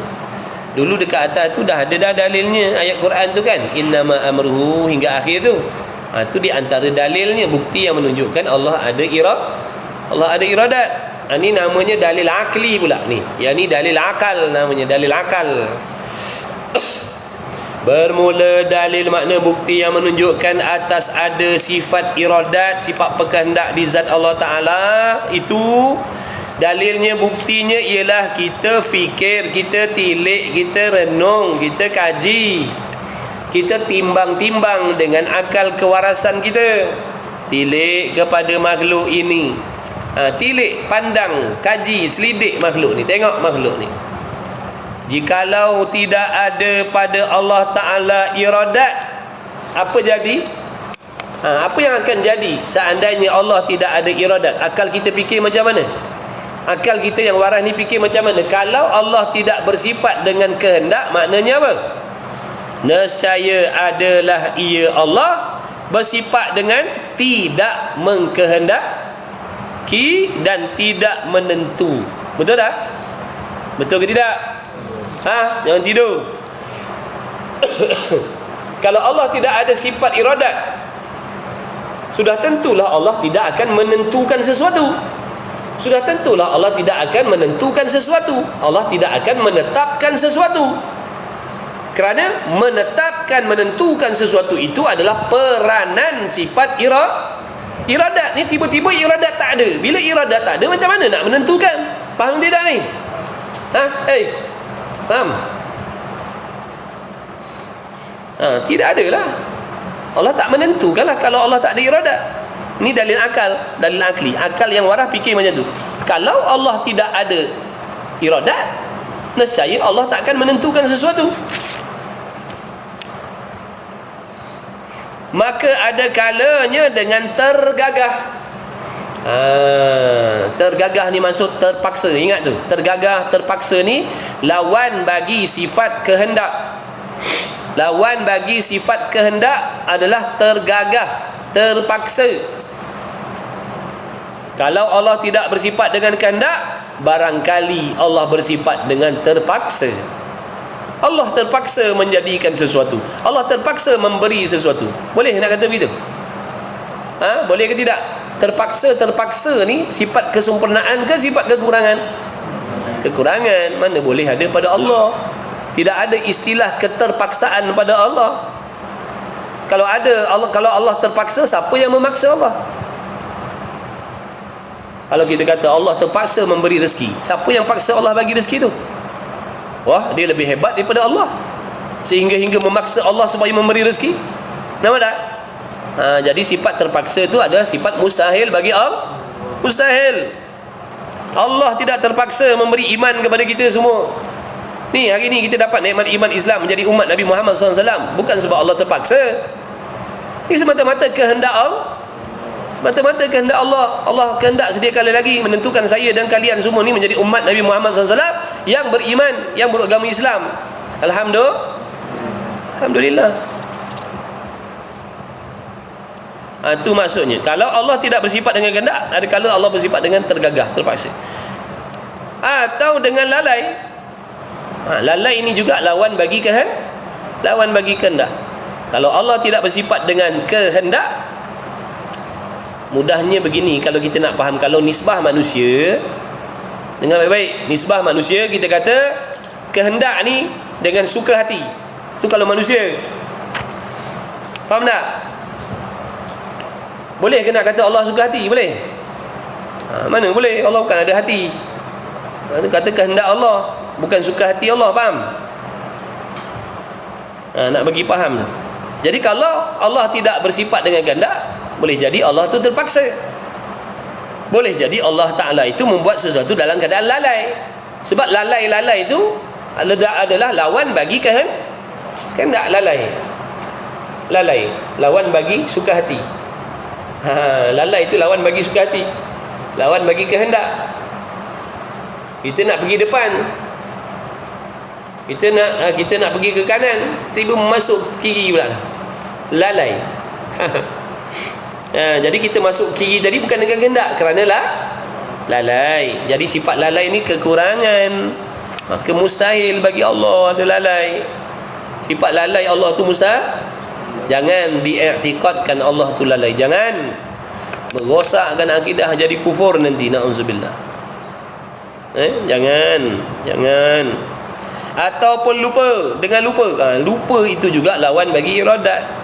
Allah bersifat lupa, mustahil. Mesti tidak sekali-kali, tak masuk akal tak boleh terima. Ada yang namanya lupa pada Allah. Mustahil. Allah tak lupa apa yang kita buat. Allah tak lupa apa yang kita cakap. Allah tak lupa apa yang kita bisik-bisik dalam hati. Mana kita nak lari nanti? Macam mana kita nak jawab nanti? Sangka yang bukan-bukan pada saudara kita seagama. Macam mana kita nak jawab nanti? Allah tanya. Bila Allah bongkarkan besok, dalam hati kita ada hasad, dalam hati ada dengki, dalam hati ada iri hati, dalam hati ada dendam, dalam hati ada orang lain yang ada lagi orang yang kita tak maafkan. Semua nanti Allah tanya. Apa sebab, apa alasan? Allah akan soal siasat satu persatu. Sebab Allah tak pernah lupa dan mustahil lupa dengan apa yang berlaku. Dia tak payah risau kalau ada orang khianat kita, ada orang dengki kita, ada orang zalimi kita. Tak payah risau. Akan ada balasannya. Akan ada balasannya nanti. Orang nak fitnah kita, silakan. Orang nak mengumpat kita, silakan. Orang nak cari aib dalam rumah tangga kita, silakan. Nanti sampai satu masa ada balasan, ada perhitungan daripada Allah. Yang penting jangan kita buat benda sama. Yang penting jangan kita buat benda sama. Biar orang berdengki, jangan kita yang berdengki. Biar orang nak cari korek rahsia kita, tapi kita jangan cari korek rahsia orang. Faham tak? Faham tidak? Biar orang nak mengumpat kita, cerita keburukan kita, memang kita buruk. Orang nak kata kita jahat, memang kita jahat. Orang cakap belakang kita tak baik, memang kita tak baik. Kita bukan orang yang baik, kita bukan hamba yang baik. Kita banyak derhaka pada Allah, kita banyak lupa pada Allah. Dalam hati kita banyak dosa, banyak maksiat, cintakan dunia, lupakan Allah. Jadi orang kata kita jahat, memang betul, memang kena pada tempatnya. Kita ni, saya ni, kita ni, memang kena pada tempat. Kalau orang hina, kalau orang cela, kalau kata tak baik, memang kena pada tempat. Sebab itulah hakikat dia kita. Ke kita baik, ke kita soleh, ke kita solehah, ke Ke kita bertakwa? Ke kita orang yang amanah? Tak, kita khianat. Banyak nikmat Allah yang kita salah guna. Betul tak? Khianat tak nama dia? Khianat. Allah bagi sihat untuk ibadat, kita gunakan sihat untuk buat maksiat. Allah bagi sihat supaya dekat dengan Allah, kita gunakan sihat untuk lari jauh daripada Allah.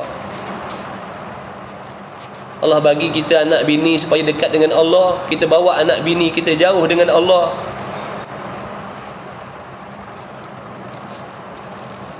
Bukankah itu namanya khianat?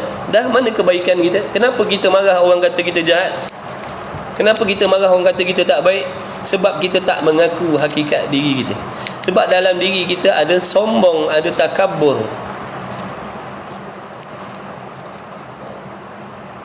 Payah nak ada tawaduk dalam hati tu, payah. Di lidah boleh, kita boleh berlakon, saya boleh berlakon. Saya boleh berlakon, kita mesti jadi orang yang merendah diri, kita mesti jadi orang tawaduk. Saya boleh berlakon dengan lidah, tapi dalam hati belum pasti lagi ada sifat tawaduk yang sebenar-benarnya. Bohong lagi, dusta lagi.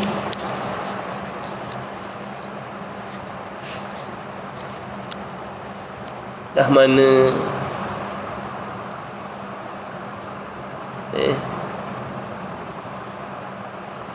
baik.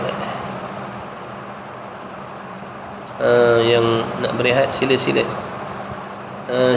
berehat.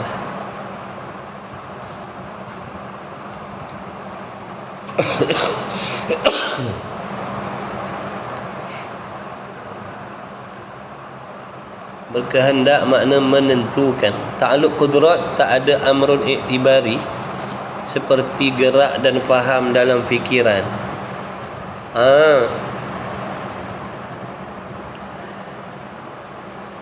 Amrun i'tibari, ta'alluq qudrat pada ta'alluq qudrat pada amrun i'tibari. Amrun i'tibari tu masuk tak dalam amrun i'tibari tu masuk dalam perkara mungkin tak? Masuk tak dalam perkara mungkin?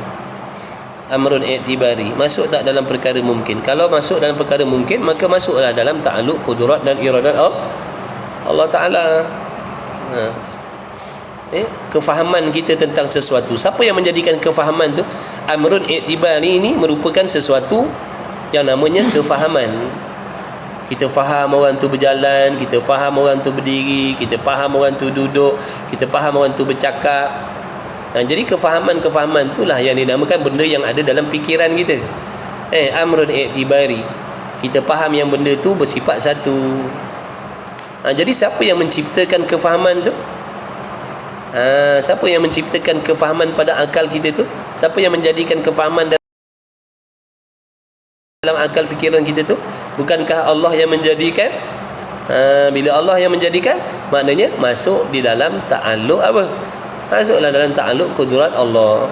Allah yang menjadikan kefahaman tu pada kita. Dengan akal kita ni, kita boleh memahami. Siapa yang memberi faham tadi? Ilmu kita ke Allah? Allah. Wallahu a'lam. Ataupun dengan elat tahu tak elat? Dikeranakan oleh sesuatu kerana. Tu elat. Ya Karim ya Allah. Ngantuk dah weh. Ataupun dengan tabiat. Ini semua ni tadi daripada mana tadi? Daripada tergagah, daripada lalai, daripada lupa, daripada elat, daripada tabiat. Semua itu adalah sifat-sifat yang mustahil bagi Allah. Semua itu sifat yang mustahil bagi Allah. Semua itu sifat mustahil bagi Allah.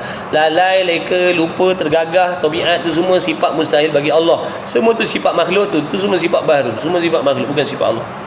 Jadi jangan disifatkan Allah dengan terpaksa, jangan disifatkan Allah dengan terlupa, jangan disifatkan Allah dengan terlalai, terleka, jangan. Itu sifat mustahil. Jangan diikatkan pada Allah. Kena sucikan hati kita. Sucikan zat Allah Ta'ala itu daripada lima sifat tadi tu.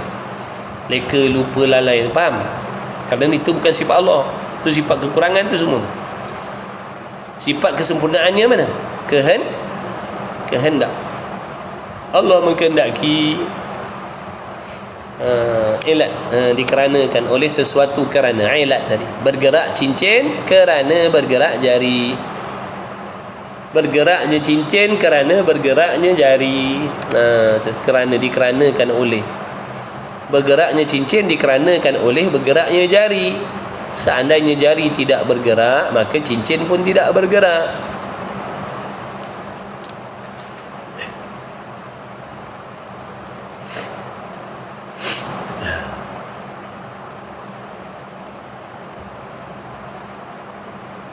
Baik, dan jika Allah Ta'ala tergagah, kalau Allah Ta'ala itu bersifat dengan terpaksa, nescaya tidak menjadikan ia, ya Allah, akan makhluk ini. Kalau nak dikatakan Allah Ta'ala itu terpaksa, kalau nak dikatakan Allah tu sifat dia terpaksa, Allah tu sifat dia tergagah, Allah tu sifatnya terpaksa, apa jadi kalau Allah tu bersifat dengan tergagah, terpaksa? Nescaya Allah tak akan menciptakan alam ni. Allah tak akan jadikan alam ni kalau Allah bersifat terpaksa. Kenapa pula? Kerana ianya tidak mengkendaki. Betul tak? Allah tak akan jadikan alam ni sebab dia tak kehendak, sebab dia tak mengkendaki, sebab dia tak kehendak, sebab dia tak menentukan. Terpaksa lawan bagi menentukan. Faham tak? Kalau Allah bersifat dengan terpaksa, Allah tidak akan menjadikan alam ni. Kenapa? Kerana Allah tidak mengkendaki. Sedangkan dalil dalam Quran tu sebut apa? Fa'alul lima yurid. Dia buat apa yang dia kehendak, bukan dia buat apa yang dia terpaksa. Faham tak?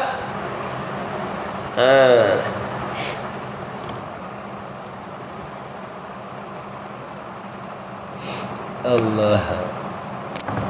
Dan jika lalai ia Allah atau lupa ia, nescaya tidak ada juga makhluk ini, kerana kedua-duanya itu tidak mengkendaki. Kalau Allah Ta'ala tu bersifat dengan apa tadi? Kalau Allah Ta'ala tu bersifat dengan lalai ataupun lupa, Allah takkan jadikan alam ni, takkan ada alam ni, takkan wujud alam ni, takkan ada kita ni semua. Kalau Tuhan tu bersifat lalai lupa, sebab apa? Kerana lalai dan lupa itu dipanggil tidak menentukan, tidak mengkendaki. Pegang betul-betul tu. Takkan berlaku sesuatu kecuali Allah kehendak. Jadi lawan selain daripada kehendak takkan jadi. Lawan selain daripada kehendak Allah takkan buat. Tak ada satu makhluk dengan sebab Allah lupa, tak ada berlaku suatu peristiwa sebab Tuhan tu lalai. Dah mustahil. Semuanya itu dengan kehendak Allah. Allah lah yang tentukan nak jadi begitu, nak jadi begini. Allah yang tentukan kepala kita tergantung kat dinding, tergantung kat tiang. Faham tak? Jalan bongkok-bongkok tak perasan, atas ada benda pung kena kepala.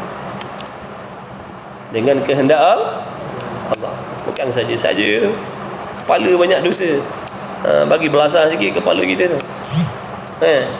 Hilang dosa kepala kita. Kepala kita ni suka fikir maksiat kan. Allah lagakan kepala kita. Sakit, gugur dosa kepala.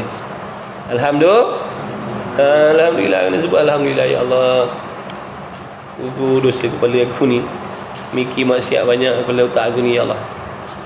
Dan jika perbuat juga dengan lalai dan lupa itu, nescaya bertukar habislah hakikat makhluk ni.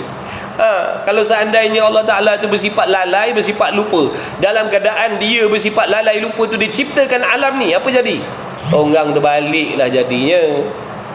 Betul tak?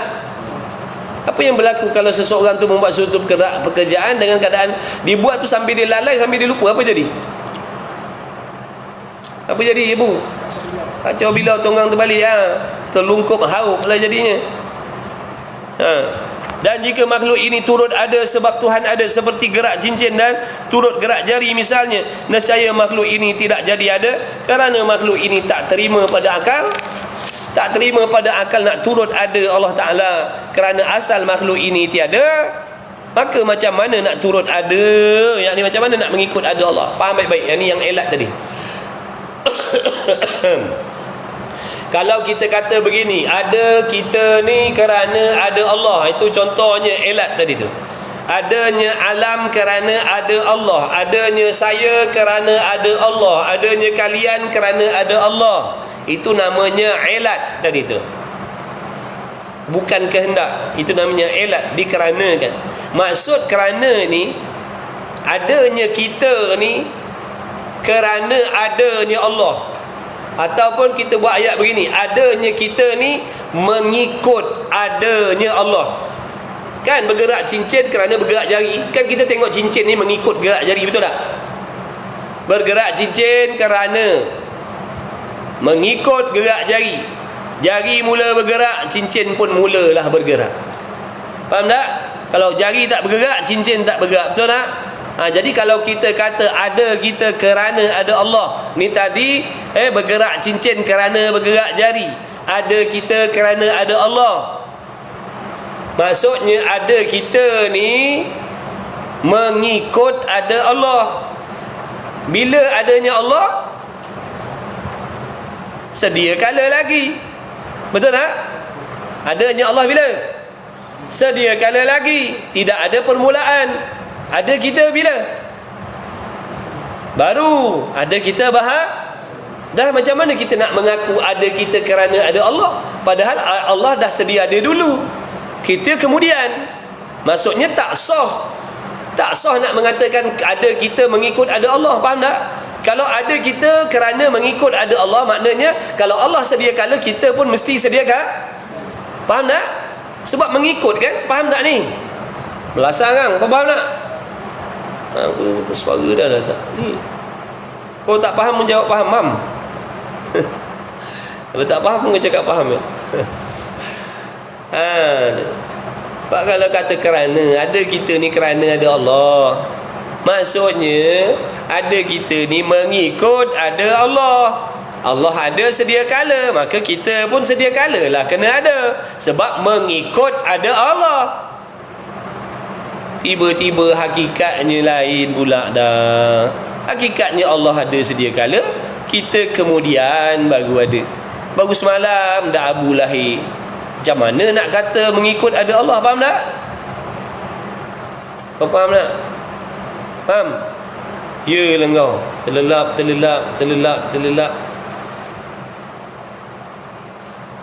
Tak apalah, tak faham, mengaji je, nanti faham lah tu insya-Allah. Lama-lama insya-Allah faham lah. Siapa yang menjadikan faham? Allah belum kehendak nak bagi faham, sabarlah. Kalau Allah bagi kehendak, Allah kehendak bagi faham kan, kau sombong takabur pula, action pula kau. Faham? Ada hikmah semua, faham? Nak tengok cekal tak cekal belajar. Allah uji dengan pening sikit, Allah uji dengan tak faham sikit, Allah uji dengan serabut sikit. Nak tengok tahan tak? Ke 2-3 hari, 2-3 kali ikut kuliah tauhid, lepas tu lesap dah, ghaibul ghuyub dah, tak ikut dah.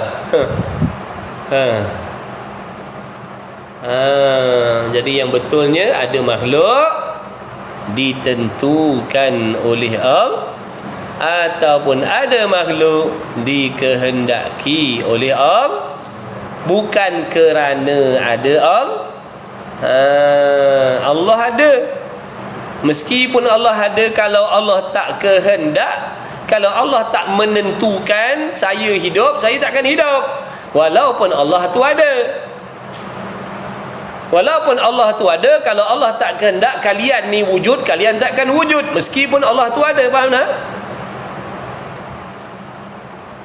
Sungguh pun Allah tu ada. Kalau Allah tak kehendak menciptakan alam ni, takkan ada alam ni. Tu dia dalilnya, dalil akli namanya. Habis dah, okey, nak habis dah. Nak habis dah, bateri nak habis dah ni. Suara nak pakai nanti kau sidah. Siapa pandai? Siapa pandai? Siapa biasa main? Sabtu Malahat dah tahu belum? Sabtu Malahat nanti kasih dah kat rumah mak. Baik ni kau kena berlatih. Besok mula berlatih. Faham? Mak satu dunia nak saksikan ni besok. Saya dah lama tak berkasidah, lama. Lupa habis. Kalau tak tu tiap hari. Tu hari 2-3 tempat jemputan. Jemputan kasidah sini, orang kahwin situ, orang kahwin sana panggil, orang kahwin sini. Tapi tak larat. Lepas tu dah lama. Ni sebab nak buat malik kat rumah tu, jadi saja nak panah-panah enjin. Boleh? Bila masa free? Ajak-ajak baca kitab habis sikit, kan kita sembang pasal kasidah ni, InsyaAllah. Jadi, dan jika makhluk ini nak turut ada dengan jalan passion dengan jalan passion dia ada yang dikatakan tabiat, dan saya tidak boleh ada juga, kerana asal makhluk ini tiada. Tiba-tiba makhluk ini ada juga. Asal makhluk ni tak ada. Asalnya kita ni tak ada, tiba-tiba ada. Macam mana nak kata tabiat? Kalau kata tabiat, benda tu mesti jadi. Tabiat kan? Tabiat. Ada orang tabiat dia jalan laju. Kita kata, Muhammad, perlahan sikit jalan. Okey, dia kata okey. Dia lepas dulu. Kata, Muhammad, relax lah lu. Relax lah. Jalan lama bulan. Okey. Lepas tu lepas dulu. Itulah dekat tabiat dia. Bukan dengan kehendak dia tu. Keinginan dia nak jalan perlahan, tapi dah jadi tabiat dia. Itu tabiat. Kalau nak kata tabiat, alam ni tabiat, adanya makhluk ni sebab tabiat, tak boleh. Sebab makhluk ni asalnya tak ada. Kalau tabiat adalah. Lagi pula tabiat ni tak boleh berlaku kalau ada manik. Kalau Allah tu tabiat dia, tabiat Tuhan menjadikan makhluk. Tabiat Tuhan jadikan makhluk. Kalau dah tabiat Tuhan jadikan makhluk, kenapa tak jadikan makhluk dulu lagi? Kenapa sedia kala lagi tak jadikan makhluk? Dah tabiat. Lagi pula kalau kata tabiat ni dia takkan berlaku apa yang dia nak buat kalau ada manik. Kalau ada benda yang menegah, kalau ada benda yang menghalang. Ini nama dalil akli. Mana akal kita macam tu fikir? Akal kita ni fikir, kalau kata Allah menjadikan makhluk sebab menciptakan makhluk ni tabiat Tuhan, apabila ada benda yang menghalang, Allah tak akan boleh buat. Contoh api, tabiat api apa? Membakar. Tabiat api tapi boleh tak api tu membakar kayu yang basah? Api boleh tak membakar kertas yang basah? Boleh tak? Boleh tak? Boleh tak? Tak boleh. Sebab basah tu manik yang menghalang api tu daripada membakar. Itu hukum tabiat lah, hukum asbab. Janganlah hakikat. Hakikat Allah yang membakar, faham? Tapi kita tengok, ada api yang menyala dalam lautan. Dalam lautan ada api. Itulah dalil Allah berkehendak menjadi. Nampak? Bila Allah kehendak, benda tu jadi, walaupun luar daripada logika akal fikiran kita, faham? Walaupun benda tu luar daripada hukum adatnya, luar daripada hukum tabiatnya, bila Allah kehendak berlakulah. Api menyala dalam air. Macam mana tu? Tak jeng kepala otak kita mikir kan? Jeng kepala otak kita mikir. Kita nak menunjukkan betapa dahsyatnya kehendak dan kekuasaan dan kebijaksanaan dan kesempurnaan Allah. Tu yang dia kata tu, idza arada syai'an ayyakula lahu kun fayakun. Bila dia nak benda tu jadi lah. Tak ada siapa boleh halang, tak ada siapa boleh sekat, tak ada siapa boleh bangkang. Nampak tak? Apa yang dia nak jadi. Yang dia tak nak takkan jadi. Habis.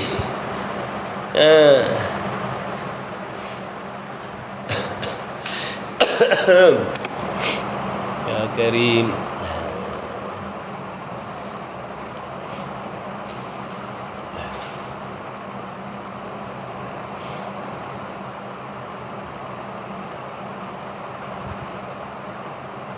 Lagu sifat 20. Mengajar siapa tu ustaz? Ni budak-budak pondok, budak-budak pondok sini. Pelajar-pelajar pondok.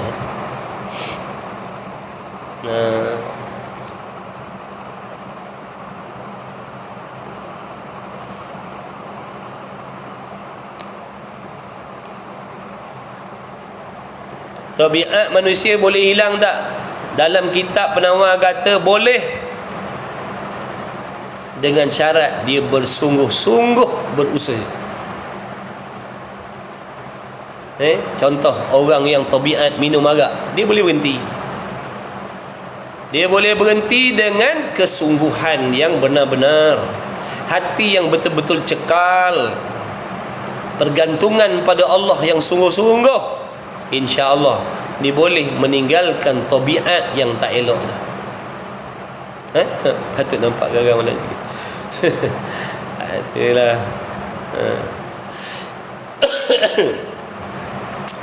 Dekat masjid tak boleh, nanti diorang hati tisu. Dekat masjid suruh ni hati tisu, tak boleh, kena marah. Tak boleh tinggi suara sikit, dah tak datang. Ini budak pondok belasah pun tak apa. Memang dia datang sini menyerah diri. Membelasah dia. Boleh? Okey, sikit lagi. Itulah dia pengakuan mana tadi. Habis, maka nyatalah bahawa Allah Ta'ala baginya iradat, maksud sifat kehendak. Apa pun yang berlaku ni akan datang. Yang pelik-pelik nak berlaku, yang kita dengar macam-macam viral-viral ni. Inilah itulah nak berlaku tu. Kalau kata berlaku benda-benda tu dengan kehendak Allah, faham tak? Bila Allah nak benda tu jadilah. Kita kena buat persiapan nak menghadapi benda-benda tu. Faham tak? Bukan buat persiapan nak tahan benda tu daripada berlaku. Tak. Mana boleh tahan? Jom kita buat persiapan daripada sekarang supaya Dajjal tak keluar. Mana boleh, janji Allah dah. Mari kita buat persiapan supaya kita tak mati. Mana boleh. Buat persiapan nak hadapi mati tu, buat persiapan nak hadapi Dajjal tu. Bukan buat persiapan nak tahan Dajjal keluar. Dah Allah kehendak dia keluarlah sampai masa keluarlah, tak ada siapa boleh tahan, faham? Ni kita kecoh dekat media ni, kecoh sini, kecoh sana, Dajjal sini, Dajjal situ. Premisen sini, Freemason situ, macam-macam. Kan kena ban pula. Tak apa cakapnya.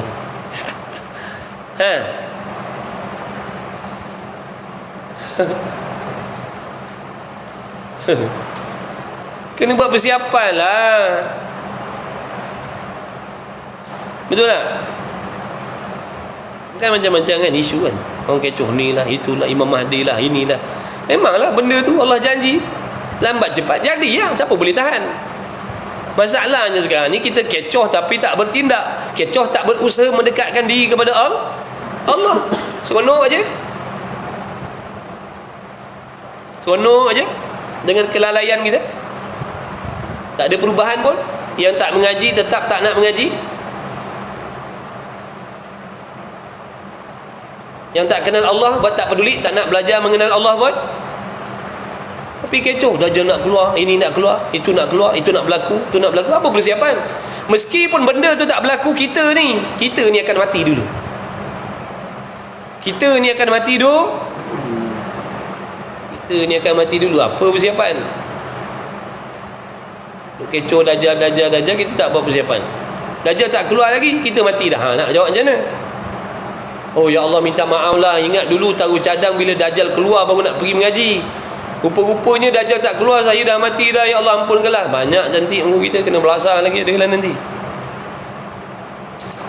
Faham tak? Okey, sikit lagi. Buat persiapan lah, mengaji lah. Marilah mengaji. Yang tak mengaji, mari belajar. Bukan kena bayar pun, free-free je. Kursus jadi jutawan tu kena bayar ratus-ratus, ribu-ribu. Kursus nak jadi jutawan. Nak jadi jutawan, nak jadi orang kaya, orang senang atas dunia tu, kena bayar ribu-ribu. Ini nak jadi kursus, nak jadi orang yang senang dalam kubur, jadi senang selepas mati, senang di hari kiamat, free. Tapi ramai yang tak nak. Punyalah sombong ni. Punyalah sombong. Kalau sekarang ni contoh, saya ni orang yang memberi apa nak cakap, itulah tokoh-tokoh motivasi dah yang dah terkenal dengan kejayaan. Orang tengok saya rumah besar, kereta juta-juta. Saya buat kelas live Siapa yang nak saya kongsikan tips dan kaedah untuk berjaya dunia, jadi kaya raya, boleh sertai. Sekarang tolong daftarlah dengan bayarannya 200, 300. Ramai yang sanggup. Percayalah, ramai yang sanggup. Tapi syarat ni bukan saya lah, orang yang betul-betul lah tu, yang dah berjaya jutawan tu, faham tak? Kalau saya kena baling nanti cakap macam tu. Kita bukan kaya, kita kayap je. Kata ni, daripada aku ada harta, kalau ikut dia punya kursus jadi pakai kedana aku ni kan. Kalau ni punya muka yang tukar nak bagi yang nak bagi ceramah macam mana nak jadi jutawan ni, kalau ni je muka, dah lah habis duit daftar RM500, aku daripada kaya jadi muflis ni dekat. Tapi kalau yang buat live tu orang yang dah ada nama, yang dah berjaya dia cakap je, siapa nak masuk kelas, saya bagi cara kaedah yang khusus untuk membina kekayaan, kesenangan dalam masa yang singkat. Boleh. Nanti bayaran dia gini. Sanggup je orang. Ni khusus nak senang hari kiamat besok. Ni khusus nak senang dalam kubur besok ni, nak jadi sultan di hari kiamat besok ni. Orang yang dalam syurga tu semua macam sultan, bahkan lebih daripada sultan lagi. Hebatnya. Free je. Tak ada orang nak. Wah, apa kalau sekadar tahu tauhid sifat Tuhan begini begitu, apa barang. Bukan boleh beli rumah banglo pun kalau pandai ilmu ni. Bukan boleh beli kereta Ferrari ke, Lamborghini ke, Bugatti Veyron ke. Bukan boleh beli pun kalau pandai tauhid. Apa barang. Alah.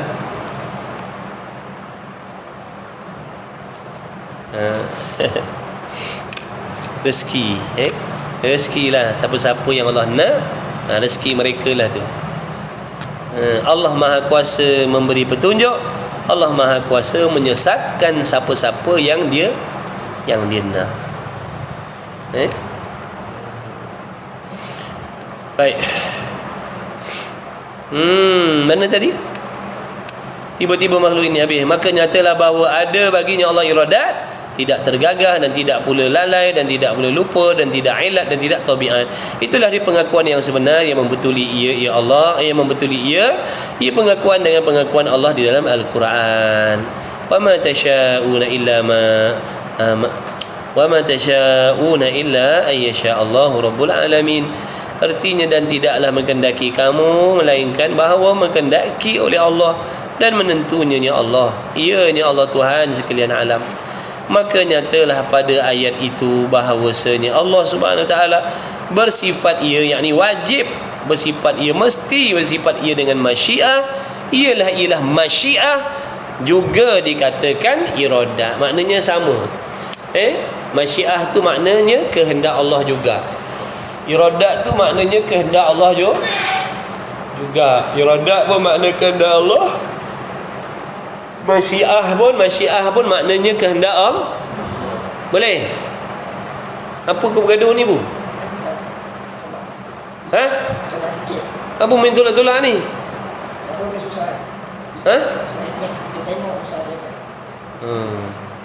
Cekau je kerja kau.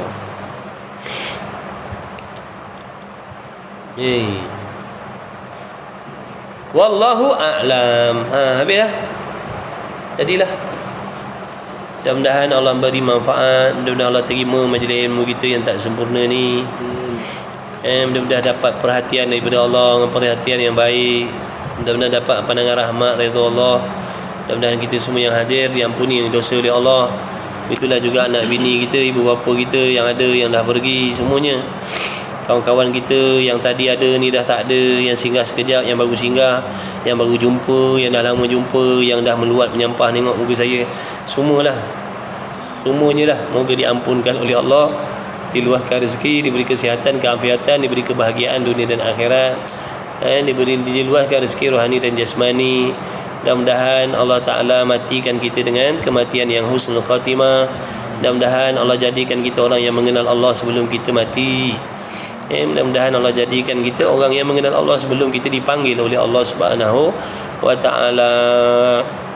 Mudah-mudahan Allah meredai kita semua. Mudah-mudahan Allah sentiasa bagi taufik kepada kita, rajin belajar, rajin mengaji, beramal, tak putus asa untuk terus berusaha mencari redha Allah Subhanahu wa taala. Kena yakin yang memberi faham itu Allah. Bila kita dapat belajar, beribadat, buat taat, jauhi maksiat, zahir batin, ingat tu semua dengan kehendak Allah, semua dengan izin Allah, dengan pertolongan Allah semata-mata. Kita tak ada apa-apa la haula wala quwwata illa billah. Jangan sombong.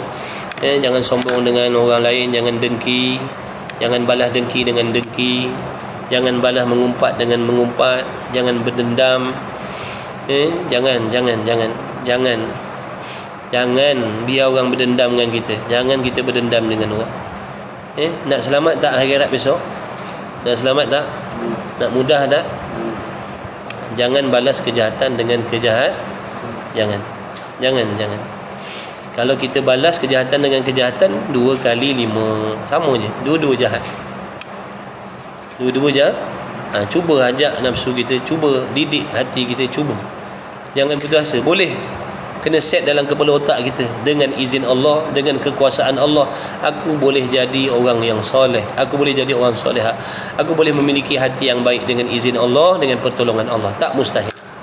Jangan kata aku tak boleh jadi baik, aku tak boleh jadi baik. Takkan ada usaha nanti. Faham tak tu? Wallahu a'lam. Nak berehat bolehlah, selamat berehat semua. Baca doa aja. Bismillahirrahmanirrahim. Alhamdulillahirabbil alamin wassalatu wassalamu ala rasulillah. Allahumma rabbana fa'na bima 'allamtana rabbana 'allimna alladhi yanfa'una rabbana faqih ahlana wa qurbatina fi dinina ma ahli al-qutri wa dzakar. Wassallallahu ala sayyidina Muhammad wa ala alihi washabihi wa baraka wa sallam. Alhamdulillahirabbil alamin. Amin ya rabbal alamin. Mudah-mudahan Allah Taala redha kalian semua. Mudah-mudahan Allah redha kalian semua. Tidurlah, berehatlah dalam rahmat Allah, berehatlah dalam keampunan Allah. Mudah-mudahan Allah beri mimpi bertemu Nabi sallallahu alaihi wasallam. Dah pergilah makan. Kau nak tunggu apa? Kau nak makan? Nak makan pergi tidur. Allahu akbar.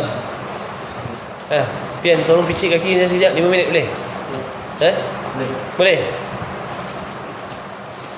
Cepat 5 minit je, tolong picit je 5 minit. Kau main lenguh lagi kaki aku ni. Kau nak mengaji dia khidmat tak nak? Itu berebut khidmat ni, kena minta. Mana ni? Orang dulu ketuk pintu rumah Tok Guru. Assalamualaikum Tok Guru. Saya nak tolong picit kaki. Macam tu, faham? Barulah dapat berkah. Ini Tok Guru panggil kau lari. Aja dah belebel budak-budak ni. Dulu kan Alhamdulillah, dekat alam barzah kita jumpa balik ke orang-orang yang dulu kita kenal. Jumpa besok semua. Alam barzah tak lah.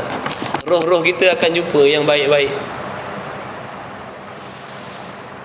Ustaz, umur paling muda masuk pondok berapa tahun? Baik, macam ni. Kalau kita ada anak nak masukkan pondok, tengok dulu umur berapa. Sebab pondok ni dia pengajian kita. Allahu akbar. Ya Allah ya Karim. Ini tempat saya jatuh itu ni. Jangan picit kuat sangat. Sakit ni, lupa nak cakap.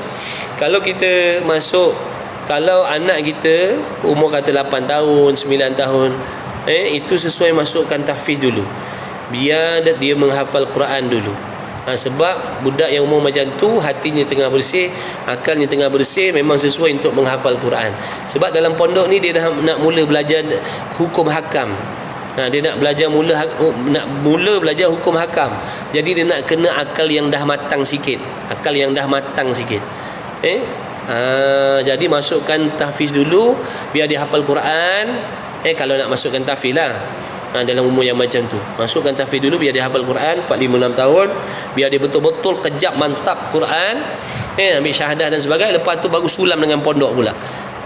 Masuk di pondok ni nanti dia akan belajar hukum hakam lah, segala ilmu lah, nahunya,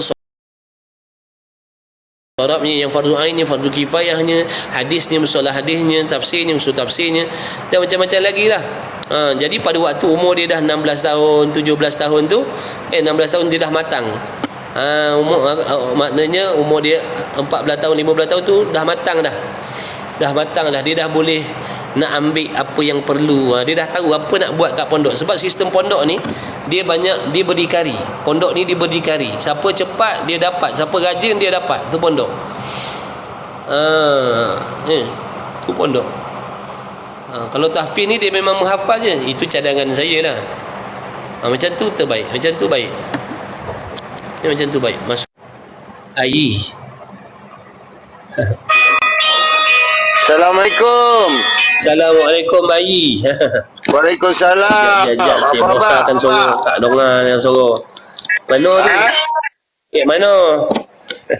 Dekat Langkawi. Masya-Allah, jauh Langkawi Subhanallah. Ya. Siap bang Alhamdulillah, syukur sihat. Dari mana ni? Tok Pakcik. Ingat dah. Dulu saya pernah follow. Oh ya. Hari ni tak ada kuliah ke? Baru habis kuliah. Baru habis kuliah, alhamdulillah. Ni, dekat Langkawi 11 bulan 11, 25 hari bulan, kita buat negeri Kedah, Perak, Perlis dekat Langkawi, Dewan 5. Istimewa. Buat program istimewa. Okey. Istimewa. Kalau free sampailah. Dengar cakap Datuk Nesh, Iwan semua turun. Dari KL banyak. Oh ya, bagus. Bagus, alhamdulillah. Moga-moga diberkahi, dipermudahkan, cuaca baik. InsyaAllah. Amin ya rabbal alamin. Semoga doa tu patah balik pada Tok Fakir. Tengok duk repair ni, nak tukar tapak kasut. Wah, ya ke? Abang memang buat ni. Kasut bulu. Baik punya. Tukar tapak kasut. Memang abang buat kerja memang ni. Kerja ni lah. Memang kerja ni lah. Bagus bang, alhamdulillah. Bagus. InsyaAllah bang, saya minta maaf saya nak undur diri dulu. Baik. Terima kasih banyak. Perniagaan Abang Ayi diberkahi Allah, dimurahkan rezeki. Amin ya rabbal alamin. Amin. Hati-hati orang di sana datang kat kedai abang tu, insya-Allah. Amin ya rabbal alamin. Okey, baik. Assalamualaikum. Waalaikumsalam warahmatullahi wabarakatuh. Terima kasih. Jumpa lagi. Allah amin.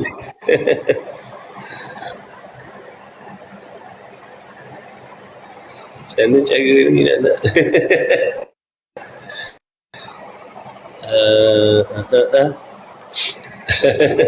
macam mana nak ni?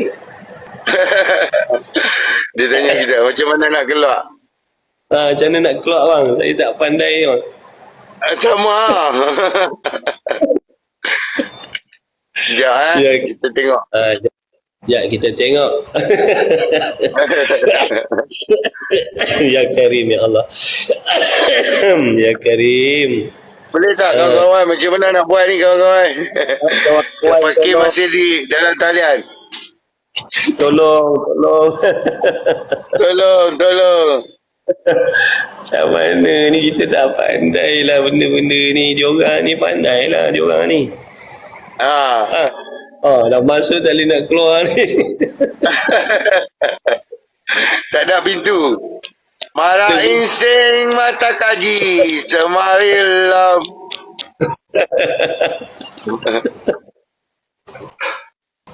InsyaAllah. Ya, ada cara tu bang, ada sekejap.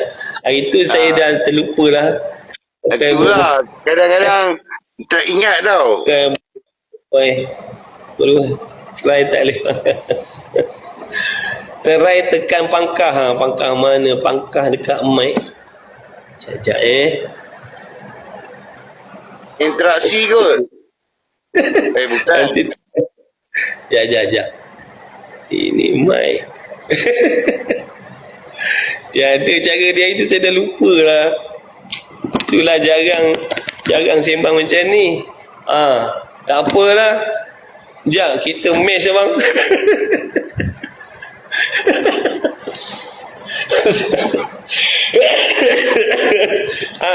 Dah nak tekan apa tak tahu.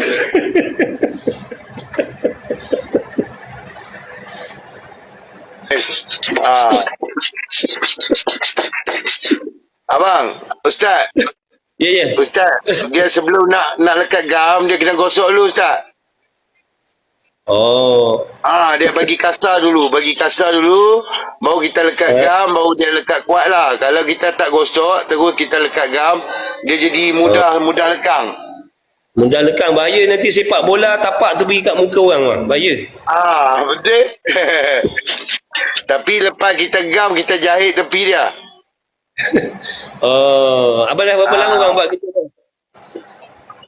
Baru lagi lah, dalam 7-8 tahun macam tu lah. Baru apa 7-8 tahun, lama dah bang. Baru lagi. Ada yang lagi lama. Apa? Dulu ada kisah-kisah untuk guru dulu-dulu, dia di antara kerja dia tukang kasut. Dia wali-waliullah. Amin ya rabbal alamin. Tapi itulah Ustaz, kadang-kadang ujian yang Allah bagi kat kita tak sama kan. Kadang-kadang Betul. ujian Macam mana nak buat ni? Dia tak boleh dah berlawan. Nak keluar tak boleh dah berlawan. tak apa Ustaz, bukan selalu Ustaz. Ni kira Allah yang tentukan ni pertemuan ni. Betul bang, bukan kita rancang tak. Baru lepas Bukan kita belajar rancang dan bukan kita janji. Betul. Allah yang atur. Betul minum. Bismillah. Baru lepas belajar bab iradat ni tadi, sifat 20 baru lepas belajar bab iradat.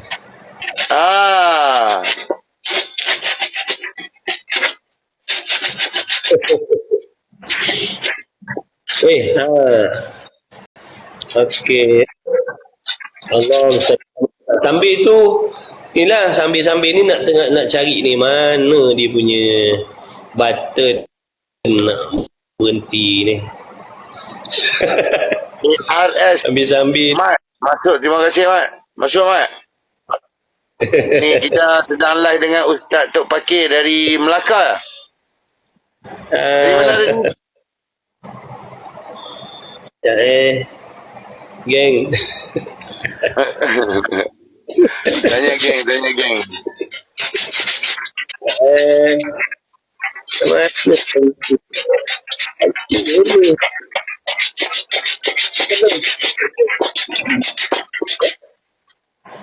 Azri Ramli, terima kasih Azri. Like, komen, like banyak sikit. Like. Like banyak sikit. Bagi love tu, setiap love anda macam begitu besar lah bagi saya dengan Ustaz.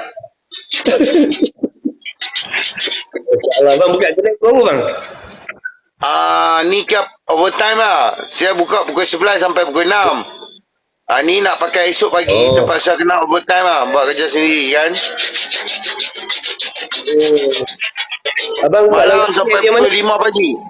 Lagi satu produk saya. Sat. Boleh.